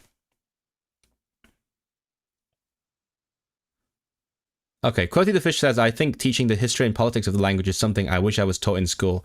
Would have made a lot of more people interested in it. Yeah. I guess most people would not be aware of the history of the language, right? How much were you taught about the history of Welsh? No. I feel like even now, like I'm leading on Senedd election legislation campaign. Mm-hmm. I don't think the student union really know much about that until we go on training in NUS. Okay, so what kind of training? So like at least like in the introduction like session, you could talk about what election is and let students know like, oh, okay, you have the right to vote in this country and what is Senedd for, and how do you pronounce Senedd? Oh, how do you pronounce Senedd? It is fun. Yeah, I do teach. Some people say Senedd. I thought they'd say like Senedd. Senedd. Like speak it in an English way. It's Senedd.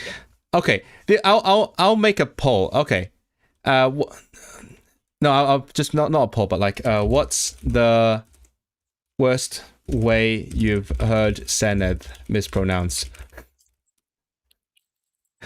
Let us know, chat. What's because I have, thankfully I've mostly heard it from like the news, and they at least they say Senedd, not fully perfect, but you know, along the right lines. But I guess living in Wales, you would hear more people mispronounce Senedd. But yeah. Medium school is not under my control because I represent the higher education and further education sector. Yeah. So, I mean, in schools in Wales right now, they have to do some Welsh, but that's not something that would be within the powers of NUS Cymru to advocate for, because it's about higher education. So what you could do is, for example, advocate for courses in university. What is 小红书? Oh, 小红书. I'm surprised you didn't know the name. No, because you write 小红书, but it's 小红书. What are you reading? I'm also quite behind. This would be good. Make a 1 to 2 lecture on local culture. Maybe people would talk more rather than living in group bubbles. Oh, right. Because, yeah, I think Rhapsody Manx has talked to me about this on stream before. So there's a lot of students that just stay within their own bubble. Like you only hang out with people from your own culture, and you never learn about anything other than like what you need to learn. So, for example, you never meet people from, let's say, Africa or other parts of the world, because you only stick with your own people, or even the local people even. So potentially, what if there is just a like introductory course on like everything you should know about the world, and that includes the country you live in. Like I only know how to pronounce Cambly on my second year stay in Wales, and I still have people call it like Camus. Camus. That's a French writer. Or is it Camus? I don't know. Cambly. At least like you should know how to pronounce Welsh in Welsh. Yeah, it's a very different word. So yeah, that would be helpful. This is how you say Wales in Welsh. I mean, if you are no Cantonese speaker, you go to Hong Kong, you will know it's Hong Kong. Or Would Hong Kong. Hong Kong. Sorry, I didn't make fun of I guess it's not a right comparison, because Hong Kong is kind of like Hong Kong, but like imagine if you studied in Germany and you didn't know the German word for Germany, then that would be a bit grim. Samuel says Welsh Assembly. The worst way to pronounce Senedd is Welsh Assembly. Yeah, it people still. Name. That's the former name. Yeah, isn't it? Some people still say it. I mean, because it was the Welsh Assembly until, is that 2020-ish? So quite recent. So, not a surprise. Sind, is it Sind or Senedd? Senedd. Shoned. Heard in London. Member of Senedd. Member of yeah.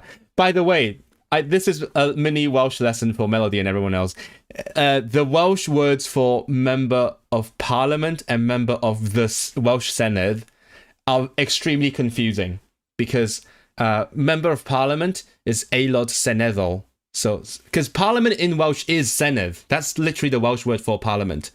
So when you say a member of parliament, like a parliamentary member of Westminster, you say Aelod Seneddol. But if you want to say a member of the Welsh Senedd, you say Aelod o'r Senedd. And they are both shortened to AS. So extremely confusing. That is a problem.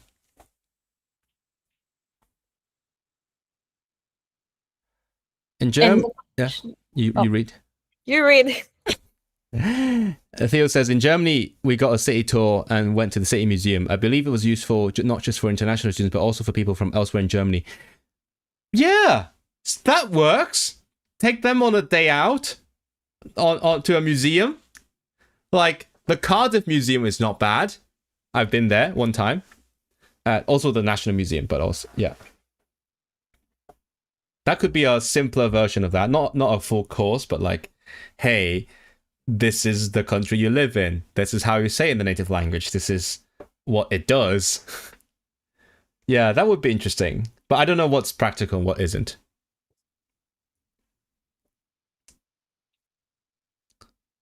You go to Uni of Bangor or Prifysgol Bangor? Like, us? No, neither. We go to neither. No, I go to Prifysgol Abertawe. Yeah. She goes to Prifysgol Abertawe. Oh. That reminds me. So, because Bangor only has one name, right? It's just Bangor. So on the website it says Prifysgol Bangor University, because it's Prifysgol Bangor and Bangor University. But you guys can't do that because Swansea and Abertawe are different names, so you can't do that. So many Chinese internationals are super lonely. They just sit in their rooms 20 hours a day, excluding class. That's a whole different discussion. What do you think? Chinese students are lonely because they don't socialize with other people. That's a whole different discussion. But do you have any thoughts on that? I don't think it's true because I think they had of Chinese. Yeah, but I guess the bigger question is like, are you interested in this, like helping students socialize outside of their cultural bubble? That's why I said cost of living is important. Oh yeah. Because like for me, the main reason to stop students socializing is cost of living. Mm-hmm. That's true. Yeah, just stick to because if you don't have the money, you stick to the basic stuff. Yeah, it's like even I, as a student union member, I try to organize some free campaigns for students who participate in. But if it's happening in like Singleton or Baycam, it's not in the city centre, how could students attending it? Okay, no, give me context. Where is Singleton? Where is Bay Campus? I live in city centre. Singleton campus is right there. Bay campus is right there. Okay. And most of the campaign is in Singleton campus. So for students who live in Bay campus and study in Bay campus, they have to travel all the way down to here. And maybe on Tuesday, I will have like an International Women's Day talk at the Bay campus. And then for students who live in Singleton or study here, they can't bother to travel here. Mm-hmm. So, yeah, cheaper public transport, that would help. Yeah. Yeah. I calculate, because like some people make fun of me. I take Uber back to work sometime. But the thing is, like, if I take a day travel, it's cost me around £4. But if I call Uber, it's cost me £5 or £6, and then I could just ideally walk back home after work. It just costs like £2 extra, but I can sleep longer. So you wake up later, take the Uber, and then when you have more time, you walk back home. Hopefully not in the dark. Yeah. But yeah, okay. Well, that's why I bike anyway. It makes things easier in a city. Bike Swansea next time. Try to in the rainy day and windy day. Rain and wind are fine. I don't care about the rain and wind. It's the cars. I worry about the cars.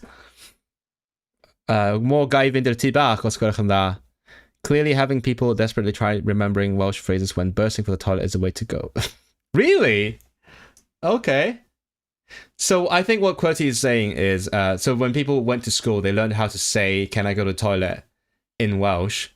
And because it is like, it's so urgent, and the teacher would be like, you can't say that in Welsh, you can't go to the toilet. So people will remember that one phrase. And that's funny because I never would say that. I mean, I didn't go to school in Welsh, so when I want to say I want to go to the toilet, I'm just going to be like, oh, do you mean the toilet? I'm so struggle to pronounce the gwelwch unda. Do you want to do a live lesson right now? Yes, please. Okay. Okay, try saying it first. Try saying it once. Gwelwch unda. Okay. You try and say the whole thing at once, so break it down. You can say os. Os. Gwel. Gwel. Uch. Uch. Yeah, you can say that. So gwelwch. Gwelwch. Yeah. Do more of the. Yeah, you can do it. Os gwelwch. No W in the middle. So gwel. Gwel. Very good. Luch. Luch. Okay, gwelwch. Gwelwch. Da iawn. Yn dda. Unda. Yeah, you got it. Os gwelwch yn. Just practice slowly. Os gwelwch unda. That was better already. Yeah, that's how you do it. Because people say I can't pronounce it. I can't say that. I can't say this. I can't say that. But the thing is, they try to say the whole thing at once. But once you break it down, it's actually easy to pronounce bit by bit, and then you just need to practice. It's like saying I tried to practice it on my last Welsh lesson, and I'm struggling. I practiced for 2 class, and I can't pronounce it. You're practicing the wrong way. Practice with me. Wow, Luke under. Why don't you just be my Welsh teacher then? Yeah, well, yeah, I could be. Pay me. No, witnessing our boring action. No, yeah, my Welsh teacher does say that I can consider becoming a tutor Cymraeg. But then I'd have to go through training first, and then go teach mynediad first. That's the worst because I teach better when people kind of know what they're doing. Like, I mean, Melody is not amazing at Welsh, but then she speaks 3 languages already. So it makes it easier for me to teach her. But if I were to teach mynediad, it's going to be 90% English speakers only. And that's going to be a pain to teach. Like, I could try, but it's going to be much harder.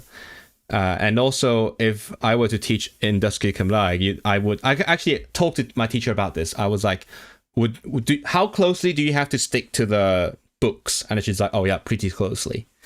So that's kind of yeah, I don't know, maybe in the future. Let's see. I mean, Anglophone Welsh folk don't necessarily hang with Welsh speakers. That's another thing as well, because I mean, when Anglophones hang out with Welsh speakers, they always end up speaking English for obvious reasons. So one policy I'm talking about existing policies, right? So lots of universities do this thing where they have like a Welsh language dorm, so that Welsh speakers can hang out with their own people. So it depends on how you look at it. Like, on the one hand, you can say that's segregation, which is bad because people don't hang out with other people. But on the other hand, that's like the only way to ensure that Welsh as a social language is being used on the campus. So it's a weird dilemma.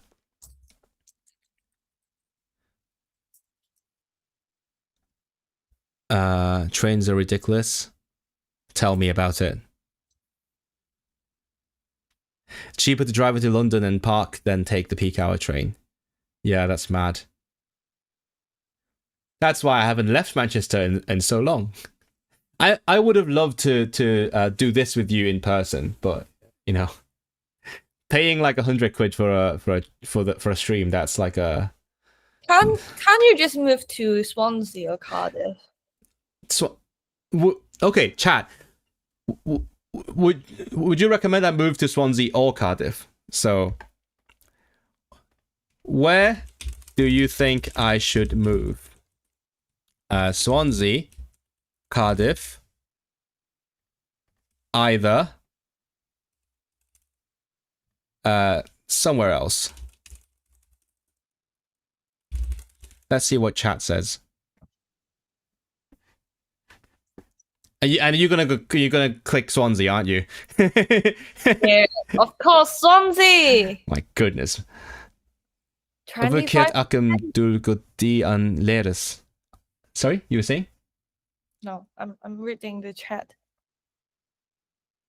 Please come to Cardiff and teach us. Llanackley is so far away. What?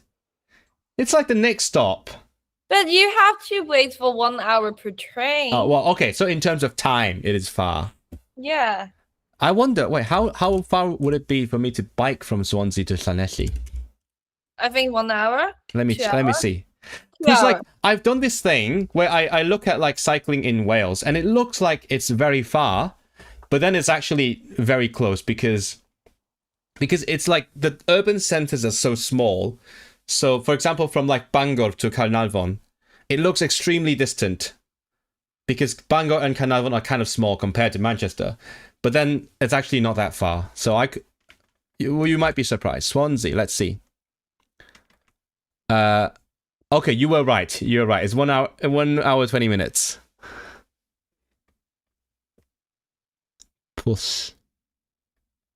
I think if I elected like even the main office in Cardiff, I would stay in Swansea. The rent is cheaper. Mm-hmm. It's commutable. Was it 1 hour? Yeah. Yeah. Oh, but there is a cycling route. Bike. What would I do? From Swansea to Llanelli. I could do that. You know what? I might do that. Sorry, I got excited again. I like cycling. So are you now moving to Swansea? Come to my place. I mean I would come. I would come visit. I'm not sure about moving. I applied for something recently. Probably not going to go anywhere, but we'll see. Abertawe is nicer in your opinion? You think so? Yeah, agree. To be fair, I didn't see a lot of Swansea. Like, if you guys saw my vlog in Swansea, you will realize that I missed out on a lot of nice things because of the bus strike. So I was basically just, and also we were working. We were like doing influencer shit. So we were mostly in Melody's place. Yeah. But Cardiff mainly because I missed the Gao Chao Ju. But it's usually £10 return ticket to go to Cardiff anyway. Yeah, it's doable. Yeah, because like if you live in Cardiff, you have to pay the rent like double, I think. Mm-hmm. But like if I live in Swansea, I still go to Cardiff every day, just buy the month ticket for the train. It's so much cheaper. Yeah, I think the thing is, for example, if this were in England, right? If you wanted to work in London and you lived outside of London, it is not only, I mean, you have to pay for transport, but also you lose out a lot of opportunities to hang out with people in London because you're living far. But then again, you have friends in Swansea anyway, so you're not missing out on much. And you do lots of stuff in Cardiff anyway. The thing is, like, I've already commuting like to Cardiff every month. Yeah, you already do that. Yeah, and then there's not much to do in Cardiff anyway, and more expensive. Oof. The only good thing is it's a capital, and there's more Asian. No, Swansea have more Asian food. Yeah. Better Asian food? No, and more expensive Asian food. Yeah. I could probably find the same thing in. Oh, one good thing is like you can watch international, like some Chinese language movie in Cardiff, not in Swansea. Oh yeah. You haven't seen the Hong Kong films, have you? Yeah. You can watch it in Swansea, but the things that ideally I could just go to Cardiff. Yeah. You need to come and watch all of them. I think they're ending their runs now. I saw Another World twice. It's look at her face. Look at her face. Welcome to Manchester, the Hong Kong colony in England. I was too busy and I don't have time to watch I know, it. I know. You're running for president, yeah. So you're too busy for this kind of mundane art stuff. I'm crying. Caerphilly is getting more expensive now. Monster has a stronger Welsh identity these days. 17-hour cycle from Manchester to Swansea. Maybe someday. Maybe someday I'll do like a big cycle trip.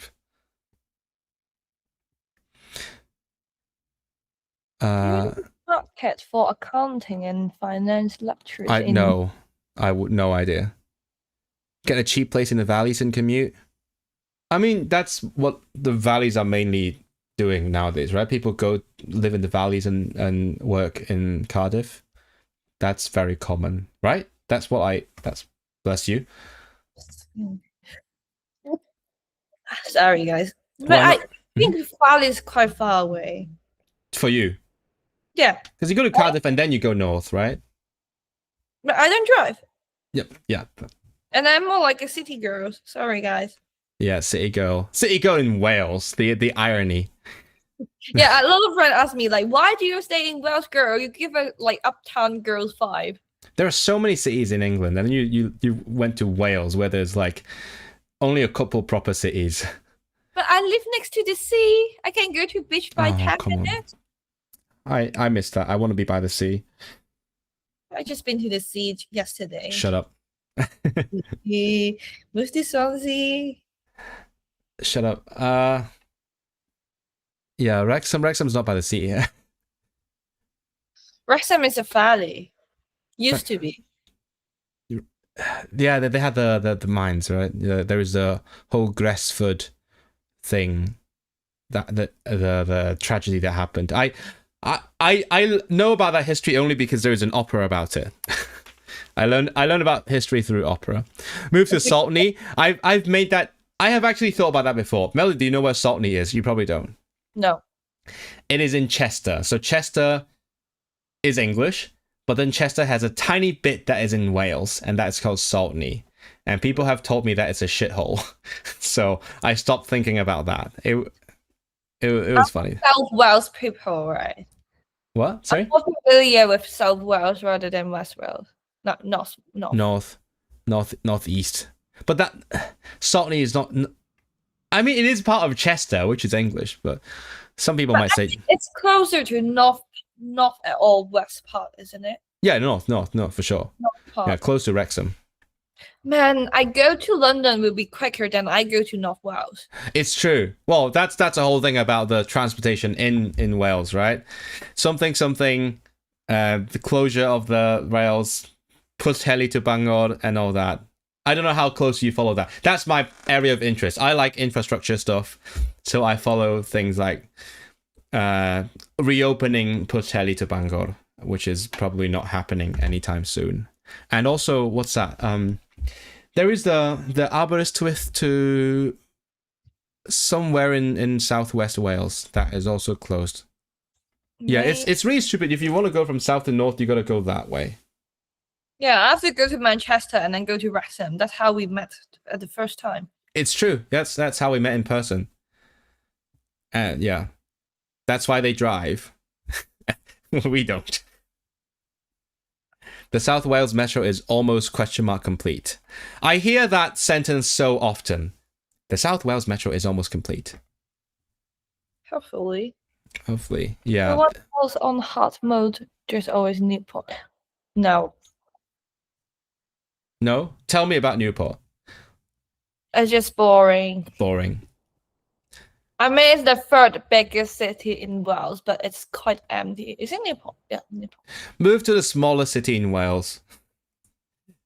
I made a clip out of that from our last stream in Cardiff, and then that has been pretty popular. People are watching the hell out of that clip.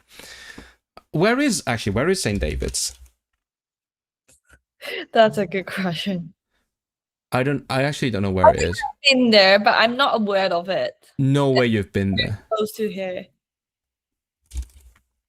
Wait, St. David's City. I think I'm going to St. Asaph in a little bit as well. But yeah. In Pembrokeshire, okay.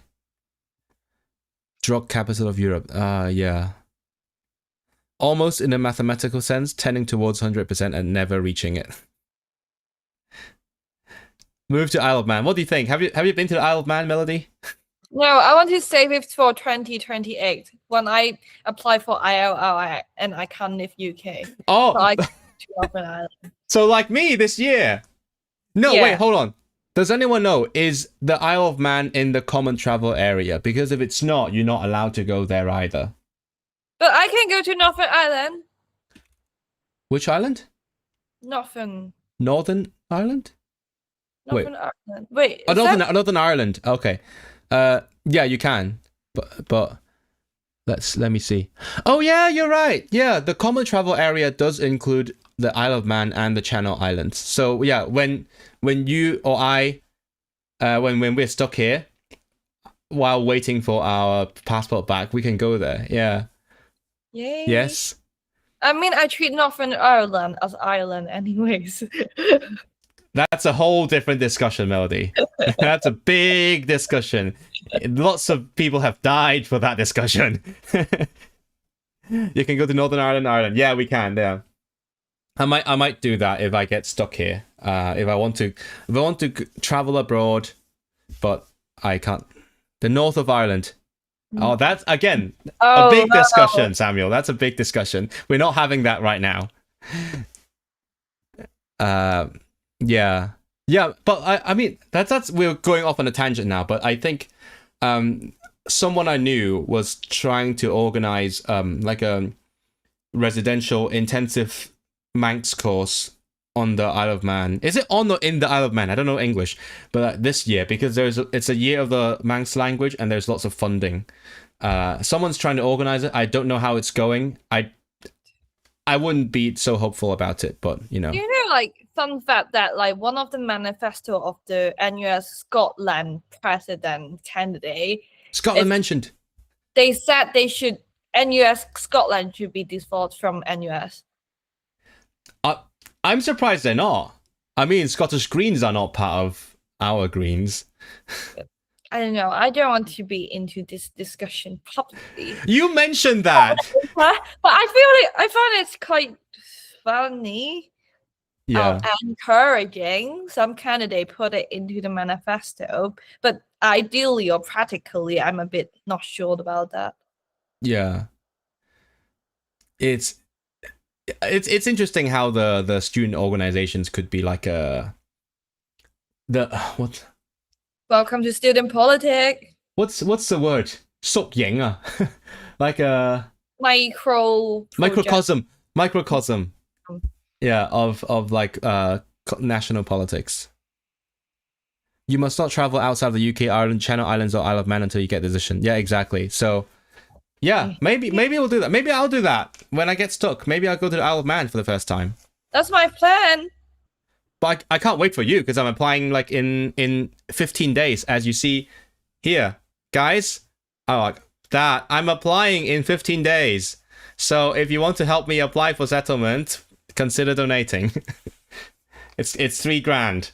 Like, but yeah. I forgot to save money for my IRL application. It's I spent okay. all my money in travel. Settle in the UK or go to Japan.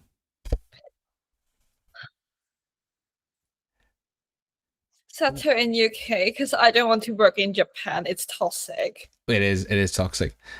Birmingham Derry. No, come on. That's funny. If NUS Scotland declares independence, where would NUS put its nuclear weapons? In I answer this question if Wrexham. Maybe. Okay. Maybe. Okay, so vote for Melody so that she can answer this question about the nuclear weapons of NUS UK. What's the way that makes you keep the most money? This is the way. This is the way. That's the best way. YouTube takes like 40%. Should I start my own YouTube channel? You should, but then you're too exhausted for that. You told me today you spend so much time making your Instagram reels, you can't even do anything else. I have too many social media accounts. Yeah. Get a social media manager. Oh, if I'm rich enough. maybe. Yeah. Well, you get a salary, right, for NUS? Yeah, Yeah. but not really much. Not like MP salary. Yeah, it's not a good pay. Well, it's okay pay, not the Yeah. very big pay. Okay. I think we've gone on a big tangent here. Let me end this poll first. People say I should go to Cardiff or somewhere else. Maybe. Well, it's now Swansea. Stop the I'm count. about to Stop send the it back. count. Cardiff 39%. Sorry. Okay. So, Melody. So I'll have one more question for you. Okay. Because you're from Hong Kong, like I am. Now you're standing. I keep saying running. Do people say running in the UK? Brits, please tell me. Running. Because some people say running is American, but like you're standing as for the president of NUS company. Why do you think you can represent Welsh students? The There big is question. international student in Wales as well. Yeah. Okay. I feel like I have the experience in both countries as an activist, or I have my political advocacy practice. So I have the knowledge, and I could even do better because I learned from the both country, so I can take the good side, keep the good part, and put it like transform it into my work, my action. And for me, my core value are always equality. I think equality is important. It isn't like limit by nation. It isn't limit by one single ethnic. It's for all people, everyone live in this planet. So I struggle at my first year. I feel like sometimes I feel like, am I betraying my home country? But then someone told me that like people are allowed to have multi-identity. Mm-hmm. Hong Kong is the place I grew up in, but now I live in Wales and I love Wales. So I could be Welsh because like, I live here. Mm-hmm. And I truly cares about the daily life here. I cares about the policy here. So I don't see why. Because like as long as I'm not like hijacking people's identity, I'm not removing anything. Take over. Only Hong Kongers can go to uni now. Yeah, you know what I mean? Yeah. So, Yeah. I think, like for me, like the social movement happened in Hong Kong is my turning point, but not the beginning point. Mhm. By the beginning point for me to stand up and become an activist is always because I'm a woman Mhm. and I'm pansexual. It's about gender, it's about equality, it's about some social class issues, some policy-based issues, some local issue. It's never because I'm Hong Konger. Like, I mean, I'm Hong Kong is one of the reasons, but it's not the main reason. And equality is something I can work Good on luck. no matter. Even though today maybe I'm in America. Thank you, Jackie. Weird timing. Well, she's giving a grand speech, but thank you very much, Jackie, for helping out. Sorry, keep going. Forgot what? ADHD. You. Oh my God, you got. you were giving a really good speech. Yeah, but I get it. So mainly for one, you bring your international perspective because I think you've told me, right? You feel like a lot of people who have only lived in one country, their point of view is quite like their worldview is quite narrow. So what you bring is your international experience and perspective to domestic issues, and that is also what inspired your language policies, right? Yeah. And because you care about issues that affect local students, regardless of who you are. Yeah, it's about how I make a balance because like there's so many international students in UK as well, and I have the perspective from both sides. So I can do it better on how I ensure students from different background have the right to stand up, have the right to bring their issue, how their voice being heard. I can be the focal for them. Mm-hmm. Yeah, because you are relentless. You just keep like listen to us. Yeah. I've got one more, like, because you say you're from Hong Kong, but you love Wales. So how Welsh do you feel now? You've been there for a couple of years. You have been very involved in local advocacy and other politics and society, obviously. How Welsh do you feel? I say maybe 40% Uh-huh. because like I can't speak Welsh yet. Oh, so Welsh is at 60%. I think so So because like I'm 60% now. I mean I know about Welsh politics how like I know about Senedd more than most of the Welsh people here, Yeah. and then I understand the issue, but like there's always something I need to learn about, maybe the tax and benefits like system, those Hmm. things. Life But in the the thing UK. is, like, even local people, they don't understand this anyway. They should study life in the I mean, UK. I have so many friends who grow up in Wales and who's Hongkonger. I Hmm. know much more about Wales than them, but I only been there for like maximum 3 years. And when we go to NUS conference, we have like a field like, how much do you think you know about Welsh politics? And then I just go straight to this side. And most of the people who grow up in Wales, they are maybe in the middle or just there. Hmm. Yeah. Yes. I don't know. Maybe I just looks like Welsh. I don't speak Welsh, but I love this clan, and I've been to so many places in Welsh, and maybe like that's Despite actually not driving. my eating habits. I Oh speak no. with You can't sorry, survive on the Welsh rabbit. yeah, and I'm still like Asian body. I Yeah. can't wear fast in like 1 degree. Yeah. And also you don't watch rugby. Do you watch rugby? Or But that's football? part of it, isn't it? It doesn't matter like if that's represent Welsh or not. I just don't like that sport. Yeah, Like I no. yeah, you know what I mean. Yeah, but it is very Welsh to watch rugby, to be fair. um Even I'm in Hong Kong, I don't watch football anyway. no. What is a very Hong Kong thing to do? I don't know. But football maybe, not rugby. Rugby is not very Hong Kong at all. Yeah, but I don't watch football anyways. Like So just be myself. I just focus on the things I curious about. I want to make some change. I want to carry on my activism. yeah. QWERTY says, I wish you all the success in your political endeavors. Stay true to your principles. Compromise is good, but don't become one of the vacuous career politicians we have too many of already. Yeah, that's... Yeah, football. I try my best not to. Yeah. I was actually told that, sorry, it's a very nice moment, but then before I forget, I was told that it's really nice to watch a rugby game in Wales because the fans singing, that is like next level because it's Wales. So you can go and hear them chanting for their teams, and it's amazing, apparently. I think it's like Shauna Williams told me about because like I met her at Stafford and I go Oh, yeah, I was there when you met her. Yeah, I just go to her. It's like, hi, I'm Melody. I'm the welfare officer, and I want to running for NUS company president. And I'm a big while. I want to be a member of Senedd like you in the future, but I'm really concerned about that. I'm not the Welsh. And she told me that, like, in Wales, the definition of being Welsh is like, as long as you live in Wales, you love this place, and you truly respect this place and the culture and language itself, you're Welsh.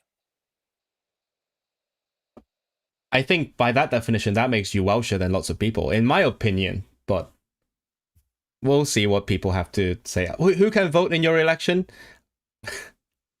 just the student union member from each union. Oh, so not even students, just the student union members. Yeah. So I can't tell people to vote for you. When I'm running for member of Senedd or member of parliament, vote for me. At some point, yeah. At some point in the Hopefully, future. I will be able to vote for you as well at the time. But for now, if anyone of you know any student union committee members, tell them to vote for Melody. Make the world better. You can do it. Smiley face.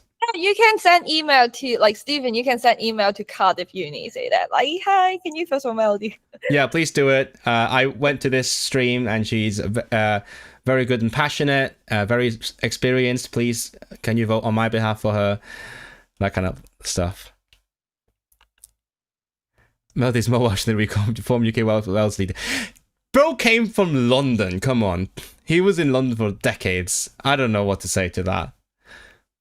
But speaking of which, that reminded me, because you talked about like how lots of people don't really care about these things or the politics either. I remember seeing a video where someone went on the streets and just asked people if they know any of the party leaders in Wales, and people don't even know the First Minister. Elin Morgan, and that was quite a surprise, because like, I mean, I can't speak for everyone, but I feel like more people in Hong Kong know who like the chief executive of Hong Kong is. I think my problem is I can recognize the face, but sometimes I struggle to pronounce the name because they're in Welsh. Sorry. That's why you got me. That's do better. Come on. I try my best to. You remember the guy who ran for Caerphilly for reform? Do you remember him with the glasses? Do you know his name? No. How to pronounce it? Can you spell it? No, I don't remember. It's a while ago, to be fair. It's last year. The thing is, like, I'm really bad at memorizing names. Yeah, same. Oh my god, even in my Viva, they asked me, oh, who sang this song in your recording? I was like, oh shit, I don't remember the last name. And then I said something wrong, and then I looked at my music score, and then the name's right there, and I feel so stupid. Anyway, so that guy, that bald guy, his name is Hwyl. And don't worry, Nigel Farage couldn't say it either. He made up a completely different nickname for him. So... Hwyl. Hwyl. Hwyl. See, you got further than Nigel Farage. You can say that Hwyl, right? Hwyl. Yeah, and then just the E. Hwyl. And then add an R at the end. Hwyl. There you go. Congratulations.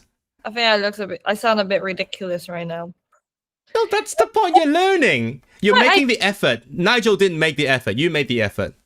I feel really shame because, like, even when I work in Swansea Uni and like, I still hesitate on pronouncing people's name because I make it wrong sometimes. Even like Gwen. The Gwen and Gwen. Gwen. I still can't pronounce it well. Yeah. You just said it though. You just said it. Well, Gwen. Gwen is very easy to say for a Hong Konger. But I feel really disrespectful if I spell it, like, pronounce it wrong. Look at you. You're scared because you respect people. Meanwhile, other people don't even have the respect to try. That's the kind of person you are. It's like with pronouns as well, right? You respect people, and it's not that difficult when you try to. Not many people know Morgan. Not many people like Morgan. Well, I mean, not many people like Morgan, but like at least know who the leader of your country is. Like, could you ask what Melody thinks of Bangor SU kicking out Sarah Pochin? Oh, that's a student union. No, that's not the student union. That's the debate club. Rhapsody Manx. Do you know the news, right? Do you know what happened in Bangor? I think I did because like we received an email about that. Birmingham, here we come. Quote like, from Dunphy, a film about people trying to move to the UK. Can I not talk about it? It's a bit hectic to talk about. Thanks to Anonymous for that. Thank you very much. Yeah, go on. Because the thing is, like, it's about, like, you got, like, the freedom of speech, but then you kicked out someone because of their political opinion. But you obviously, they don't respect. It is complicated. Yes, I don't know how to explain it clearly. Because, like, I got no time to really deep thought about it. I don't want to make any comment before I clear up my mind. Yeah. Because I don't like just like because I don't like someone political opinion, so I don't allow them to show up because like it's against my value. It's gonna be just like CCP. But then the thing is like if they are here to spread some misinformation, so from a perspective to protesting students, it is the right thing to kick them out. So then again, it's been back in the cycle that like it's against some kind of core values. So it's become dictatorship. Yeah. Okay. I'll just have to clarify two things. I'm the fact checker in this conversation. Okay. First of all, it's not the university, not the SU that kicked them out. It's the debate union. It's like the Oxford Union, Cambridge Union. It's just a student club. And the second thing is they didn't kick them out.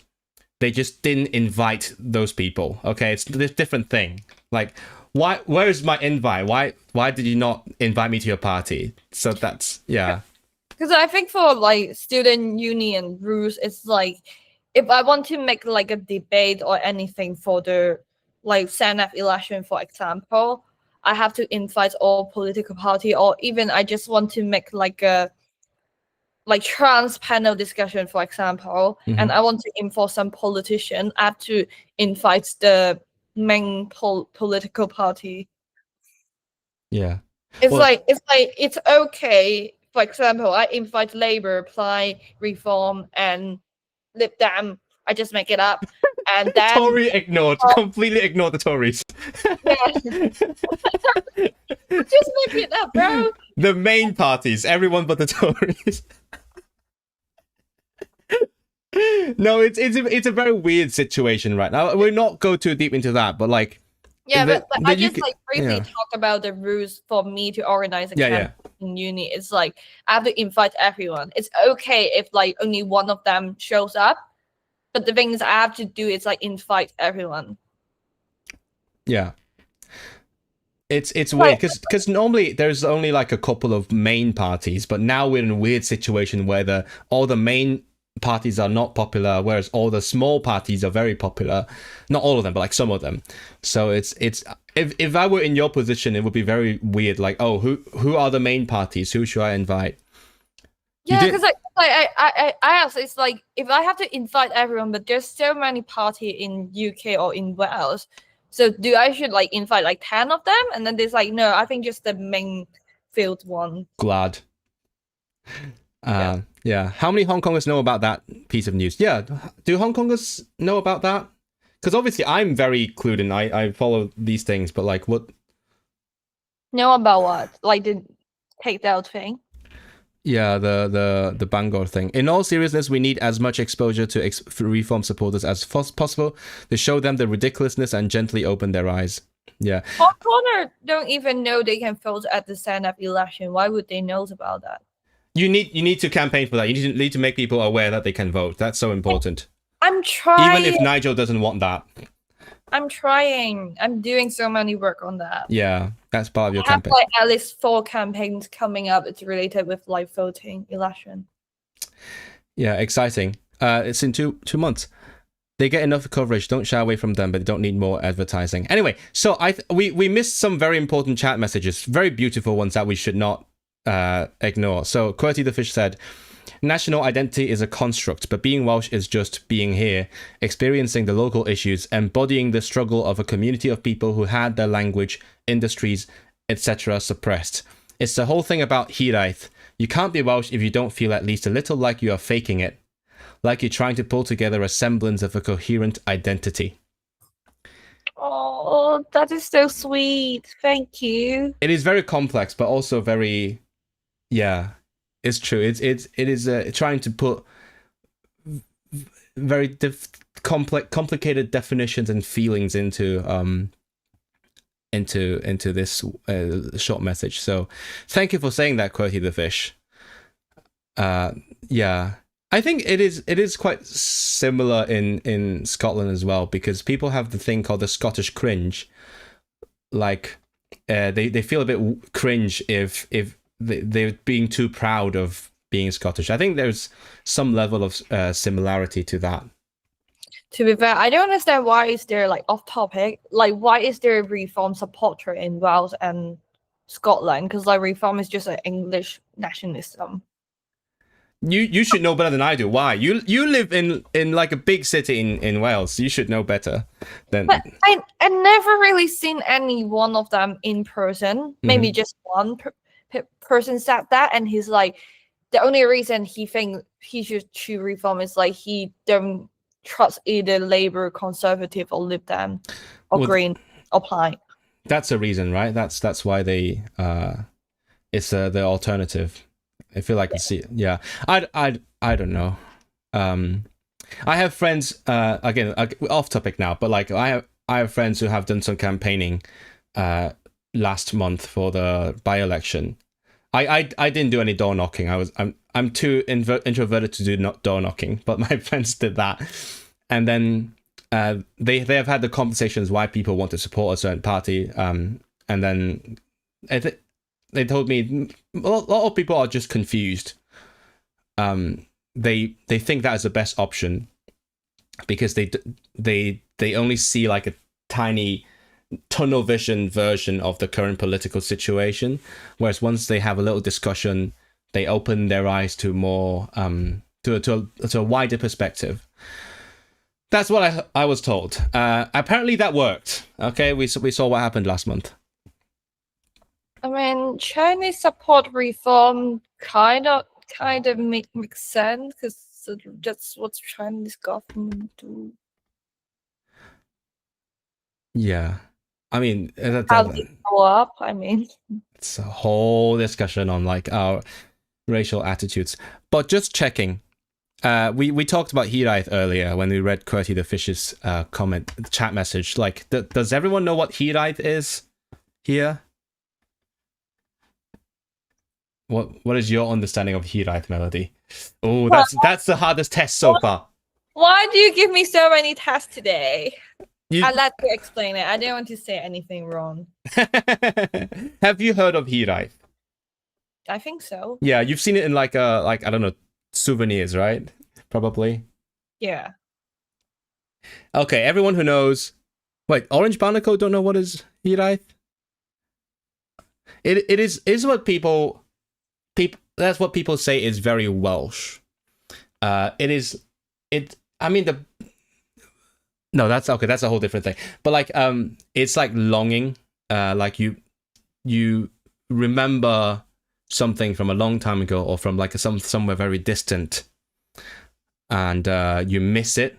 It's like missing somewhere, and that's what people say is very Welsh because partly because of the geography, but people miss the time or a place from a very distant. I'm not explaining it very well because I guess it's not like natural to me, but that's what I'm told it means: a longing for a distant time or place. If anyone has a better explanation, nostalgia. I mean, that's what I understand it to be, but people say it's very unique. So I don't know. People who think it is important to Welsh culture may explain it a bit better, but better. That's the weird way of saying better. Nostalgia. But I think it's both time and place, no? Maybe? Yeah. Support to Hong Kong. Qwerty the Fish. It's like nostalgia, yes, but for a place that might not have even existed. Wait, hold on. You know what that reminds me of? That's when people AI generate like the good old times in the 50s when there was only white people. Is that Hiraeth? Only for a time or place you haven't experienced in your lifetime. Yeah. Apparently that's what it means. But that suits you too, because you didn't grow up in that country. But you I mean, there's so many people, they move around often. They don't grow up in one place. Mm-hmm. Yeah. And also, I mean, so many Welsh people move to England anyway. Yeah. Yeah. I mean, I used that as an example once. The first guy who did life in the UK in Welsh, I mean, he lived in Cardiff, but then eventually he moved to London as well, because it's just the economic reality. You just get better opportunities in England. Maybe that's why people have this sense of Hiraeth, of missing your homeland, of missing a time from earlier, I guess. Like moving away, then coming back home and thinking this place isn't the same anymore. Was it ever what you thought it was? Do you feel me? When you go back home after a while and then it's just not the same. Can we go back home? Well, that's a... But I probably, yeah. I mean, I haven't been in Hong Kong for ages. And I've seen lots of changes through the internet and through the eyes of my family and friends. And I think if I were to go back now, I wouldn't recognize lots of the things not just the culture, but also like everything, like lots of, I mean, look, the shops have changed, the way people live and interact has changed. I heard about there's more Chinese flag on the street right now. That, I guess, partly, but there is more English flags on the streets here now. I think that like there's more people speak in Mandarin rather than Cantonese. Yeah, so maybe you have Hiraeth. Maybe we do. Feeling like home doesn't exist anymore. Oh, I can relate to that. Yeah. I mean, I left Hong Kong for the last time in 2020. And back then I felt like I didn't have a home anymore. Because I didn't plan to go back, and I was studying abroad, and then I was living in Birmingham for a bit, but then it was locked down, so I didn't know the city very well. I just went to wherever I had to go. And it wasn't until I moved to Manchester where I started feeling like I had a home again. That's why, like, despite all the Welsh stuff that I say and do my advocacy work in language rights, I feel like Manchester is my home for now. Because my original home, I feel like it doesn't exist anymore. I think like it's so strange to say that, because like I've been to travel in Asia for almost a month. Because for almost like half year, because when I moved to Swansea, it's really difficult. Like raining every day, only 1 day per week, just 1 hour you will stop raining. So I hate Swansea at the time. I always want to move away. But then when I go to travel last Christmas, I miss Swansea. See? And I'm like, what the hell? And I feel like so many things change.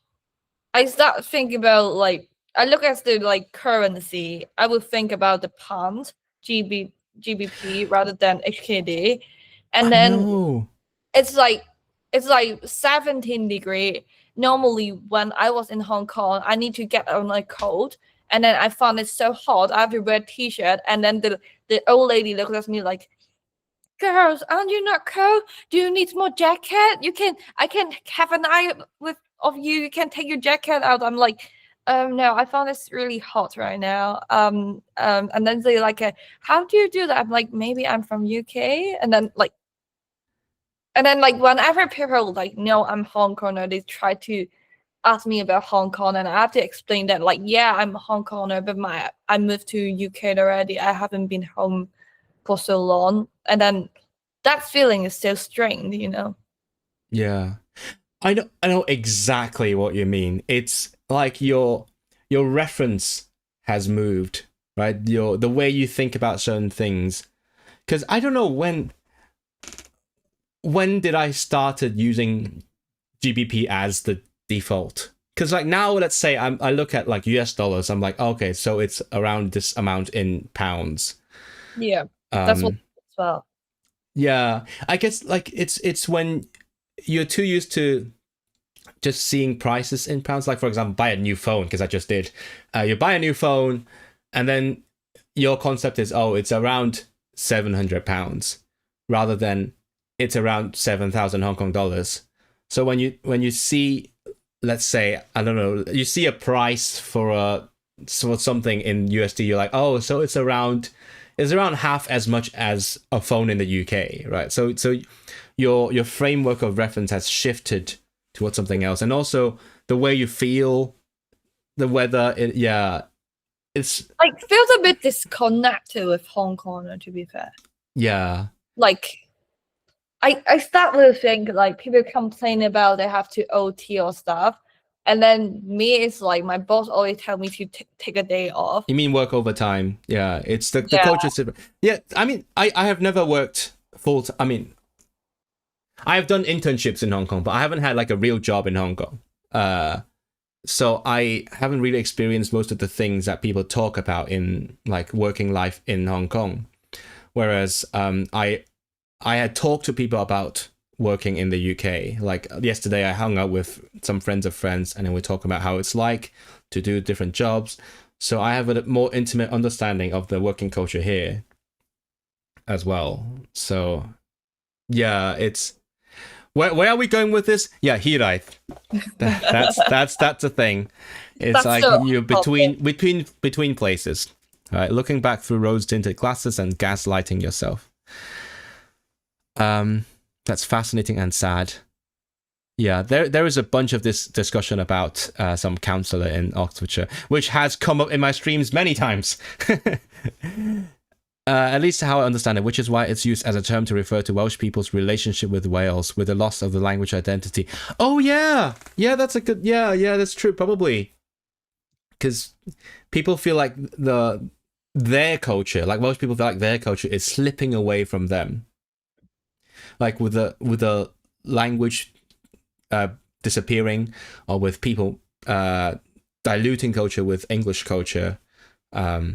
People feel like what makes Wales is like going away. I feel like we can relate to that in Hong Kong, right? What is Hong Kong culture? It is slowly going away, and that feeling is Hiraeth. It's like if you look at some YouTube video, like some YouTuber do make content about the young, like teenager pop culture, and then you realize the wording they use is more like a Mandarin vocabulary. Yeah, and I just feel like, is that Cantonese? It doesn't sound like Cantonese at all. And then their like appearance, how they dress up themselves, is more like a Chinese culture rather than Hong Kong. Yeah, and then like you see more often on their like costume, you see like Chinese flag. Yeah. See, the more we talk about it, the more I understand why we relate to Wales so much. Like you can see the same. Earlier, like I always talk about how I can see the parallels between Welsh and Cantonese in terms of the language, but the more you talk about the changes in culture, the more I understand why we feel it so much. Right? It's because you see the same things happening. It's being absorbed into the neighboring culture more and more. And yeah, I mean, again, it's partly the language, but also all the tiny things in daily life where you feel like you don't recognize your own place anymore. Yeah, I mean, I would never imagine, like, when I see 7-Eleven, I cry. When I go to Samgor, I cry. But then it feels different. It's like, it feels familiar, but also so strange. Mm-hmm. Oh yeah, because you feel like you should know this really well, but also it is not like how you remember it, right? Like what Orange Barnacle said, gaslighting yourself. Yeah. I mean, even when I went to the Lunar New Year market, like there was, because I'm not very involved in the local Hong Konger community. I think you are more than I am. You are involved in your Swansea local. We didn't even mention you started the Swansea Hongkonger community, CIC. I don't know what that stands for. What does that stand for? Swansea Abertawe Hongkonger Community Interest Company. Yeah. So like you're way more involved with the local Hong Konger community. I'm less so. So when I went to the Lunar New Year market, even some things that they are talking about, like something that's prevalent in the current cultural discourse, some things they care about, I don't relate as much. Partly it's because like lots of them are parents with young kids, but it's just I'm not as involved anymore. So like that's why I feel like I'm between people's, places, cultures. I'm like both and neither. Hey, welcome to Immigrant, the podcast. If we carry on this conversation, we can't finish the live. No, exactly. So we should probably just wrap this up now. Yeah, we can have another episode for that if people. Oh, for sure. I mean, we can talk about these things at some point, but today, the point is just discussing why you want to run for president of the NUS company. I feel like we have gone through that from many angles, like your policies, your beliefs, like inequality, but also just why you feel like you represent Welsh students, or students in Wales, not just Welsh students in Wales, including international students. So, yeah, thank you very much for coming on. It's really fun. If you study in Welsh University, send an email to your student union. Tell them to vote for Melody. Yes, definitely. Even if you don't, you know what? Just walk up to your local student union, say, "Hey, there's this election going on. Vote for Melody. She's the best candidate." I'm so unbiased, so neutral. I imagine if I were doing this as like a radio show, that would get cancelled to hell. But thankfully, this is my channel. I can do whatever the fuck I want. For Melody, yes, let's do that. So yeah, and thanks also to everyone for showing up. Yeah, I hope you enjoyed this. I did this because I thought you might, and I think at least some of you did. That's why you stayed for so long, for 3 hours. And you know what? If you want to talk to Melody again, well, for one, follow her Instagram and and share all her campaign videos. Have you published the new one yet that you showed me today? I haven't. It's gonna be out tomorrow. Okay, it's gonna be out tomorrow. So follow Melody on at melody.cymru. Very cool username. And also, you know, if you want to have this deep chat again, let me know. Maybe we can do this again at some point.